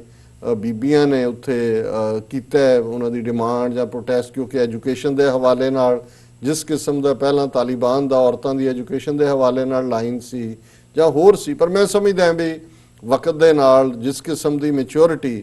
ਹੁਣ ਤਾਲਿਬਾਨ ਦੀ ਨਜ਼ਰ ਆਈ ਹੈ 20 ਸਾਲ 25 ਸਾਲ ਪਹਿਲਾਂ, ਉਹ ਵੀ ਇੱਕ ਅਜੇ ਨਵਾਂ 96-97 ਚ ਉਹਨਾਂ ਦੀ ਹਕੂਮਤ ਬਣੀ ਸੀ, ਕਿੰਨਾ ਲੰਬਾ ਵਕਤ 8-10 ਸਾਲ ਸਿਵਲ ਵਾਰ ਚੋਂ ਸੀ, ਔਰ ਕੁਝ ਚੀਜ਼ਾਂ ਜਿਹੜੀਆਂ ਨੇ ਉਹਨਾਂ ਨੂੰ ਸ਼ਾਇਦ ਉਸ ਦੀਆਂ ਨੁਆਂਸਿਸ ਵੀ ਨਹੀਂ ਸੀ ਪਤਾ। ਔਰ ਮੈਂ ਸਮਝਦਾ ਕਿ ਵੀ ਇਸ ਪਾਰਟ ਤੋਂ ਪਾਕਿਸਤਾਨ ਦੀ ਜ਼ਾਹਰ ਹੈ ਕਿ ਇਹ ਤਾਂ ਨਹੀਂ ਹੈ ਇੰਟਰਫੇरेंस, ਇਵੇਂ ਨਹੀਂ ਹੋਏਗਾ ਕਿ ਵੀ ਪਾਕਿਸਤਾਨ ਡਿਸਾਈਡ ਕਰੇ ਵੀ ਉੱਥੇ ਕਿਨੇ ਕੀ ਬਣਨਾ ਹੈ। ਜੀ। ਪਰ ਜ਼ਾਹਰ ਹੈ ਪਾਕਿਸਤਾਨ ਦਾ ਰੋਲ ਵੀ ਰਹੇਗਾ ਔਰ ਇਹ ਪਾਕਿਸਤਾਨ ਦੇ ਵੀ ਹਿੱਤ 'ਚ ਹੈ, ਅਫਗਾਨਿਸਤਾਨ ਦੇ ਵੀ ਹਿੱਤ 'ਚ ਹੈ, ਕਿਉਂਕਿ ਦੇਖੋ ਲੈ ਦੇ ਕਿ ਅਫਗਾਨਿਸਤਾਨ ਇੱਕ ਲੈਂਡ ਲੌਕਡ ਕੰਟਰੀ ਹੈ ਔਰ ਪਾਕਿਸਤਾਨ ਦੇ ਨਾਲ ਜਿਸ ਕਿਸਮ ਦੀ ਰਿਲੇਸ਼ਨਸ਼ਿਪ ਹੈ, ਜਿੰਨੇ ਇੱਕ ਪਸ਼ਤੂਨ ਜਿਹੜੇ ਨੇ ਉਹ ਅਫਗਾਨਿਸਤਾਨ 'ਚ ਨੇ, ਜੇ ਉਹ ਤੋਂ ਜ਼ਿਆਦਾ ਨਹੀਂ ਤੇ ਉਨਾ ਕੁ ਨੰਬਰ ਜਾਂ ਨੇੜੇ ਤੇੜੇ ਖੈਬਰ ਪਖਤੂਨਖਵਾ 'ਚ ਵੀ ਨੇ ਔਰ ਈਵਨ ਪਾਕਿਸਤਾਨੀ ਫੌਜ ਦੇ ਵਿੱਚ ਵੀ ਪੰਜਾਬੀਆਂ ਤੋਂ ਬਾਅਦ ਦੂਸਰਾ ਵੱਡਾ ਨੰਬਰ ਪਠਾਣਾ ਦਾ ਹੈ। ਸੋ ਜ਼ਾਹਰ ਹੈ ਔਰ ਉਹਨਾਂ ਨੂੰ ਜਿਹੜੀਆਂ ਚੀਜ਼ਾਂ ਆਉਂਦੀਆਂ ਨੇ, ਕਰਾਚੀ ਹੋਏ, ਗਵਾਦਰ ਹੋਏ, ਡਿਊਟੀ ਫ੍ਰੀ ਹੈ, ਉਹਨਾਂ ਦੀਆਂ ਐਂਟਰੈਂਸਿਸ ਤੁਰਕਮ ਹੈ ਜਾਂ ਚਮਨ ਹੈ, ਉਹੀ ਬਾਰਡਰ ਨੇ। ਹੁਣ ਕੁਛ ਵੀ ਜਿਵੇਂ ਜਿਹੜਾ ਕਰੋਨਾ ਵਾਇਰਸ ਦੇ ਹਵਾਲੇ ਨਾਲ ਮੈਂ ਖਿਆਲ 1 ਹਫ਼ਤੇ ਲਈ ਉਹਨਾਂ ਨੇ ਬਾਰਡਰ ਬੰਦ ਕੀਤਾ, ਕਿਉਂਕਿ ਪਾਕਿਸਤਾਨ 'ਚ ਵੀ 2-3 ਕੇਸ ਡਿਟੈਕਟ ਹੋਏ ਨੇ, ਉਹਨਾਂ ਨੂੰ ਡਿਫਿਕਲਟੀ ਹੁੰਦੀ ਹੈ ਔਰ ਇਸ ਸਾਰੇ 'ਚ ਦੋਨਾਂ ਹੀ ਮੁਲਕਾਂ ਦੇ ਇੰਟਰਸਟ ਦੇ ਵਿੱਚ। ਔਰ ਇਸ ਵਾਰ ਤਾਂ ਕਿਉਂਕਿ ਤਾਲਿਬਾਨ ਇਹ ਸਮਝ ਰਹੇ ਨੇ, ਕਿਉਂਕਿ ਇਹ ਸਾਰੀ ਗੱਲਬਾਤ ਦੇ ਵਿੱਚ ਰੂਸ ਨੇ ਵੀ ਰੋਲ ਅਦਾ ਕੀਤਾ ਹੈ, ਚਾਈਨਾ ਨੇ ਵੀ ਕੀਤਾ ਹੈ, ਈਰਾਨ ਨੇ ਵੀ ਕੀਤਾ ਹੈ ਔਰ ਅਫਗਾਨ ਇਹ ਜ਼ਰੂਰ ਸਮਝਦੇ ਨੇ ਕਿ ਬਈ ਉੱਥੇ ਹੁਣ ਕੋਈ ਕਣਕ ਝੋਨੇ 'ਚੋਂ ਤਾਂ ਉਹਨਾਂ ਨੇ ਪੈਸੇ ਬਣਾਉਣੇ ਨਹੀਂ, ਹੋਰ ਤਾਂ ਉਹਨਾਂ ਦੀ ਇਕਨੋਮੀ ਦੇ ਕੋਈ ਵੱਡੇ ਸਾਧਨ, ਹਾਂ ਮਿਨਰਲਸ ਜਾਂ ਦੂਜੇ ਨੇ ਉੱਥੇ ਕਾਫੀ, ਉਹਦੇ ਚਾਈਨਾ ਅਮਰੀਕਾ ਦਾ ਵੀ ਇੰਟਰਸਟ ਹੈ। ਪਰ ਜੇ ਜਿਹੜੀ ਹੈ ਮੋਡਰੇਟ ਲਾਈਨ ਰਹੇਗੀ ਤਾਲਿਬਾਨ ਦੀ, ਜਿਹੜੀ ਮੈਨੂੰ ਲੱਗਦਾ ਹੋਏਗੀ, ਫਿਰ ਅਮਰੀਕਾ ਵੀ ਪੈਸੇ ਨਹੀਂ ਰੋਕੇਗਾ ਔਰ ਘੱਟੋ ਘੱਟ 14 ਮਹੀਨੇ 'ਚ ਉਹਨਾਂ ਨੇ ਆਪਣੇ ਸਾਰੀ ਫੌਜ ਕੱਢਣੀ ਹੈ, ਉਨਾ ਕੁ ਤਾਂ ਰਹੇਗਾ। ਰੂਸ ਦਾ ਵੀ ਇੰਟਰਸਟ ਹੈ ਵੀ ਸਟੇਬਿਲਿਟੀ ਰਹੇ, ਚਾਈਨਾ ਵੀ ਨਹੀਂ ਚਾਹੁੰਦਾ ਕਿਉਂਕਿ ਸਿੰਗਕਿਆਂਗ ਸੂਬਾ ਨਾਲ ਲੱਗਦਾ ਹੈ, ਬਾਰਡਰ ਲੱਗਦਾ ਹੈ ਔਰ ਇਸ ਸਾਰੇ 'ਚ ਉਹ ਵੀ ਚਾਹਣਗੇ ਔਰ ਜਿਹੜੀ ਮਾਈਨਿੰਗ ਔਰ ਦੂਜੀ ਚੱਲ ਰਹੀ ਹੈ ਉਹਦੇ 'ਚ ਚਾਈਨਾ ਜਿਹੜਾ ਦਾ ਕਾਫੀ ਐਟ ਸਟੇਕ ਹੈ। ਸੋ ਕੁੱਲ ਮਿਲਾ ਕੇ ਮੈਂ ਸਮਝਦਾ ਵੀ ਇਸ ਸਾਰੇ 'ਚ ਅਲਟੀਮੇਟਲੀ ਇਹਨੂੰ ਬੇਸ਼ੱਕ ਇਹ ਸਨੈਗ ਹੈ, ਇੱਕ ਰੁਕਾਵਟ ਹੈ, ਪਰ ਅਲਟੀਮੇਟਲੀ ਤਾਲਿਬਾਨ ਹੀ ਪ੍ਰਵੇਲ ਕਰਨਗੇ ਔਰ ਅਮਰੀਕਾ ਦੇ ਵੀ ਇਹ ਇੰਟਰਸਟ ਹੈ ਕਿ ਇਹ ਸਮਝੌਤਾ ਸਿਰੇ ਚੜੇ, ਤਾਲਿਬਾਨ ਦੇ ਵੀ ਹੈ ਔਰ ਇਹ ਜੋ ਚੱਲ ਰਿਹਾ ਹੈ। ਇੰਡੀਆ ਇਸ ਵੇਲੇ ਸਪੋਇਲਰ ਕੌਣ ਹੋ ਸਕਦੇ ਨੇ? ਜ਼ਾਹਰ ਹੈ ਇੱਕ ਤਬਕਾ ਵਾਰਲॉर्ड्स ਦਾ, ਜਿਨ੍ਹਾਂ ਨੂੰ ਇਹ ਲੱਗਦਾ ਹੈ ਕਿ ਵੀ ਉਹਨਾਂ ਦੀ ਰੋਟੀ ਰੋਜ਼ੀ ਉਸ ਸਾਰੇ ਚੋਂ ਨਿਕਲਦੀ ਹੈ ਔਰ ਜਿਹੜੇ ਨਾਰਥ ਦੇ ਵਿੱਚ ਖਾਸ ਤੌਰ ਤੇ ਦੋਸਤਮ, ਜਿਹਨੂੰ ਇਹਨਾਂ ਨੇ ਤਾਲਿਬਾਨ ਨੇ ਸ਼ਾਇਦ ਐਕਸੈਪਟ ਨਹੀਂ ਕਰਨਾ ਉਹਦੇ ਵਾਰ ਕ੍ਰਾਈਮਸ ਦੇ ਰੈਕਡ ਕਰਕੇ। ਅਸ਼ਰਫ ਗਨੀ ਮੈਨੂੰ ਲੱਗਦਾ ਹੈ ਇਹ ਤਾਂ ਐਵੇਂ ਇੱਕ ਜਿਹੜੀ ਹੈ ਉਹ ਚਾਦਰ ਜਿਹੀ ਹੈ, ਉਹਨੇ ਉਸ ਕਿਸਮ ਦਾ ਮਾੜਾ ਜਿਹਾ ਆਪਣਾ ਮੁੱਲ ਵਧਾਉਣ ਲਈ ਜਿਹੜਾ ਉਹ ਕੀਤਾ। ਇੰਡੀਆ ਉਹਦੇ ਕੋਲ ਵੀ ਹੁਣ ਕੋਈ ਬਹੁਤਾ ਕੁਛ ਨਹੀਂ ਬਚਿਆ ਹੁਣ। ਅਦਰਵਾਈਜ਼ ਉੱਥੇ 21-22 ਕੌਂਸੂਲੇਟ ਪਾਕਿਸਤਾਨ ਨਾਲ ਲੱਗਦੇ ਬਾਰਡਰ ਤੇ ਇੰਡੀਆ ਦੇ ਖੋਲਣੇ ਉੱਥੇ ਬੈਠ ਕੇ ਕਿਹੜਾ ਉਹ ਜਿਹੜਾ ਉਹ ਵੀਜ਼ੇ ਲੈਣ ਲਈ ਇਹਨਾਂ ਦੇ ਕੋਲ ਆਉਂਦੇ ਸੀ, ਕਿਉਂਕਿ ਉਹ ਸਾਰੀਆਂ ਸਾਜ਼ਿਸ਼ਾਂ ਔਰ ਉਹ ਸਾਰਾ ਜਿਹੜੀ ਵਿਦਨ ਪਾਕਿਸਤਾਨ ਦਹਿਸ਼ਤਗਰਦੀ ਕਰਨ ਦੀ ਲਾਈਨ ਹੈ ਔਰ ਕਿਉਂਕਿ ਉਹਨਾਂ ਦੇ ਆਪਣੇ ਤਾਂ ਫੌਜ ਭੇਜਣ ਦਾ ਨਾ ਉਹਨਾਂ ਨੇ ਕਦੇ ਪਹਿਲਾਂ ਹੌਸਲਾ ਕੀਤਾ ਔਰ ਉਹ ਤਾਂ ਉਹਨਾਂ ਲਈ ਸੁਸਾਈਡਲ ਹੋਏਗਾ। ਸੋ ਅਮਰੀਕਾ ਨੇ ਵੀ ਉਹਨਾਂ ਨੂੰ ਇੰਡੀਆ ਨੂੰ ਸਮਝਾ ਦਿੱਤਾ ਕਿ ਵੀ ਤੁਸੀਂ ਇੱਥੇ ਕੀ ਬੈਠੇ ਰਹੋ, ਤੁਹਾਡਾ ਇੱਥੇ ਕੋਈ ਰੋਲ ਨਹੀਂ ਹੈ। ਸੋ ਕੁੱਲ ਮਿਲਾ ਕੇ ਮੈਂ ਸਮਝਦਾ ਵੀ ਅਸੀਂ ਜੋ ਇਸ ਦੇ ਉੱਤੇ ਫਰਾਈਡੇ ਤਬਸਰਾ ਕੀਤਾ ਸੀ ਉਹਦੇ 'ਚ ਕੋਈ ਵੱਡੀ ਤਬਦੀਲੀ ਨਹੀਂ ਹੈ। ਇਹ ਠੀਕ ਹੈ ਇਨੀਸ਼ੀਅਲ ਸਨੈਗ ਹੈ, ਬਟ ਅਲਟੀਮੇਟਲੀ ਤਾਲਿਬਾਨ ਵਿਕਟੋਰੀਅਸ ਨੇ। ਅਮਰੀਕਾ ਦਾ ਵੀ ਇੰਟਰਸਟ ਇਸ ਸਮਝੌਤੇ ਦੇ ਇੰਪਲੀਮੈਂਟ ਹੋਣ 'ਚ ਹੈ, ਪਾਕਿਸਤਾਨ ਦਾ ਵੀ ਇੰਟਰਸਟ ਹੈ ਔਰ ਜ਼ਾਹਰ ਹੈ ਰਸ਼ੀਆ, ਚਾਈਨਾ, ਹਾਲਾਂ ਈਰਾਨ ਨੇ ਵੀ ਥੋੜੇ ਜਿਹੇ ਕੰਨ ਜਿਹੇ ਹਿਲਾਏ ਹੈ, ਲੇਕਿਨ ਇੰਨਾ ਕੁ ਇਹ ਜਿਹੜੀਆਂ ਇਨੀਸ਼ੀਅਲ ਪੈਂਗਸ ਨੇ ਉਹ ਸਾਰੇ ਚੋਂ ਨਿਕਲਣਗੀਆਂ। ਪਰ ਇਹਦੇ 'ਚ ਕੋਈ ਸ਼ੱਕ ਨਹੀਂ ਹੈ ਕਿ ਤਾਲਿਬਾਨ ਦੀ ਰੇਟੀ ਅਲਟੀਮੇਟਲੀ ਉੱਥੇ ਲਾਰਜ ਕਰੇਗੀ ਔਰ ਜਿਹੜੇ ਸਨ ਆਫ ਦਾ ਸੋਇਲ ਨੇ, ਉਸ ਧਰਤੀ ਦੇ ਪੁੱਤਰ ਨੇ, ਉਹੀ ਉੱਥੇ ਫਾਈਨਲ ਆਵਾਜ਼ ਹੋਏਗੀ। ਜੀ ਡਾਕਟਰ ਸਾਹਿਬ, ਇਸ ਸਭ ਦੀ ਜਾਣਕਾਰੀ ਦੇਣ ਲਈ ਤੁਹਾਡਾ ਬਹੁਤ-ਬਹੁਤ ਸ਼ੁਕਰੀਆ। ਇੱਥੇ ਲੈਣੇ ਅਪਡੇਟ ਪੇਜ ਤੋਂ ਪਹਿਲਾਂ ਅਸੀਂ ਆਪਣੇ ਦਰਸ਼ਕਾਂ ਤੇ ਸਰੋਤਿਆਂ ਨੂੰ ਹਮੇਸ਼ਾ ਤਰ੍ਹਾਂ ਅਪੀਲ ਤੇ ਬੇਨਤੀ ਕਰਦੇ ਹਾਂ ਵਿਊਅਰਸ, ਜਿਸ ਤਰ੍ਹਾਂ ਕਿ ਤੁਸੀਂ ਜਾਣਦੇ ਹੋ ਕਿ TV 84 ਇੱਕ ਪੰਥਕ ਚੈਨਲ ਹੈ। TV 84 ਸਿੱਖਾਂ, ਕਸ਼ਮੀਰੀਆਂ ਤੇ ਭਾਰਤੀਆਂ ਨੌਰਥ ਈਸਟ ਸਟੇਟਾਂ ਦੇ ਲੋਕਾਂ ਦੇ ਸਵੈ ਨਿਰਣੇ ਦੇ ਹੱਕਾਂ ਦਾ ਹਾਮੀ ਹੈ। ਅਸੀਂ ਚਾਹਾਂਗੇ ਕਿ ਤੁਸੀਂ TV 84 ਦੀ ਚੜ੍ਹਦੀ ਕਲਾ ਲਈ ਵੱਧ ਤੋਂ ਵੱਧ ਡੋਨੇਟ ਕਰੋ। ਡੋਨੇਟ ਕਰਨ ਲਈ ਸਾਡੀ ਵੈਬਸਾਈਟ TV84.tv ਤੇ ਜਾ ਕੇ ਪੇਪਲ ਦੀ ਵਰਤੋਂ ਕਰਕੇ ਵਨ ਟਾਈਮ ਡੋਨੇਟ ਕਰ ਸਕਦੇ ਹੋ, ਮੰਥਲੀ ਡੋਨੇਟ ਵੀ ਕਰ ਸਕਦੇ ਹੋ। ਤੁਸੀਂ TV 84 ਦੇ ਨਾਮ ਤੇ ਚੈੱਕ ਬਣਾ ਕੇ ਸਾਨੂੰ ਮੇਲ ਵੀ ਕਰ ਸਕਦੇ ਹੋ ਸਾਡੇ ਇਸ ਪਤੇ ਤੇ 36-01 37th Avenue, Long Island City, New York 11101 USA, ਜਾਂ ਫਿਰ ਤੁਸੀਂ ਸਾਨੂੰ ਫੋਨ ਰਾਹੀਂ ਵੀ ਸੰਪਰਕ ਕਰ ਸਕਦੇ ਹੋ ਸਾਡੇ ਫੋਨ ਨੰਬਰ ਤੇ 5164060694। Thank you so much viewers. ਵਿਚਾਰਾਂ ਦਾ ਸਿਲਸਿਲਾ ਇਸ ਤਰ੍ਹਾਂ ਹੀ ਚੱਲਦਾ ਰਹੇਗਾ। ਮਿਲਦੇ ਹਾਂ ਛੋਟੇ ਜਿਹੇ ਬ੍ਰੇਕ ਤੋਂ ਬਾਅਦ।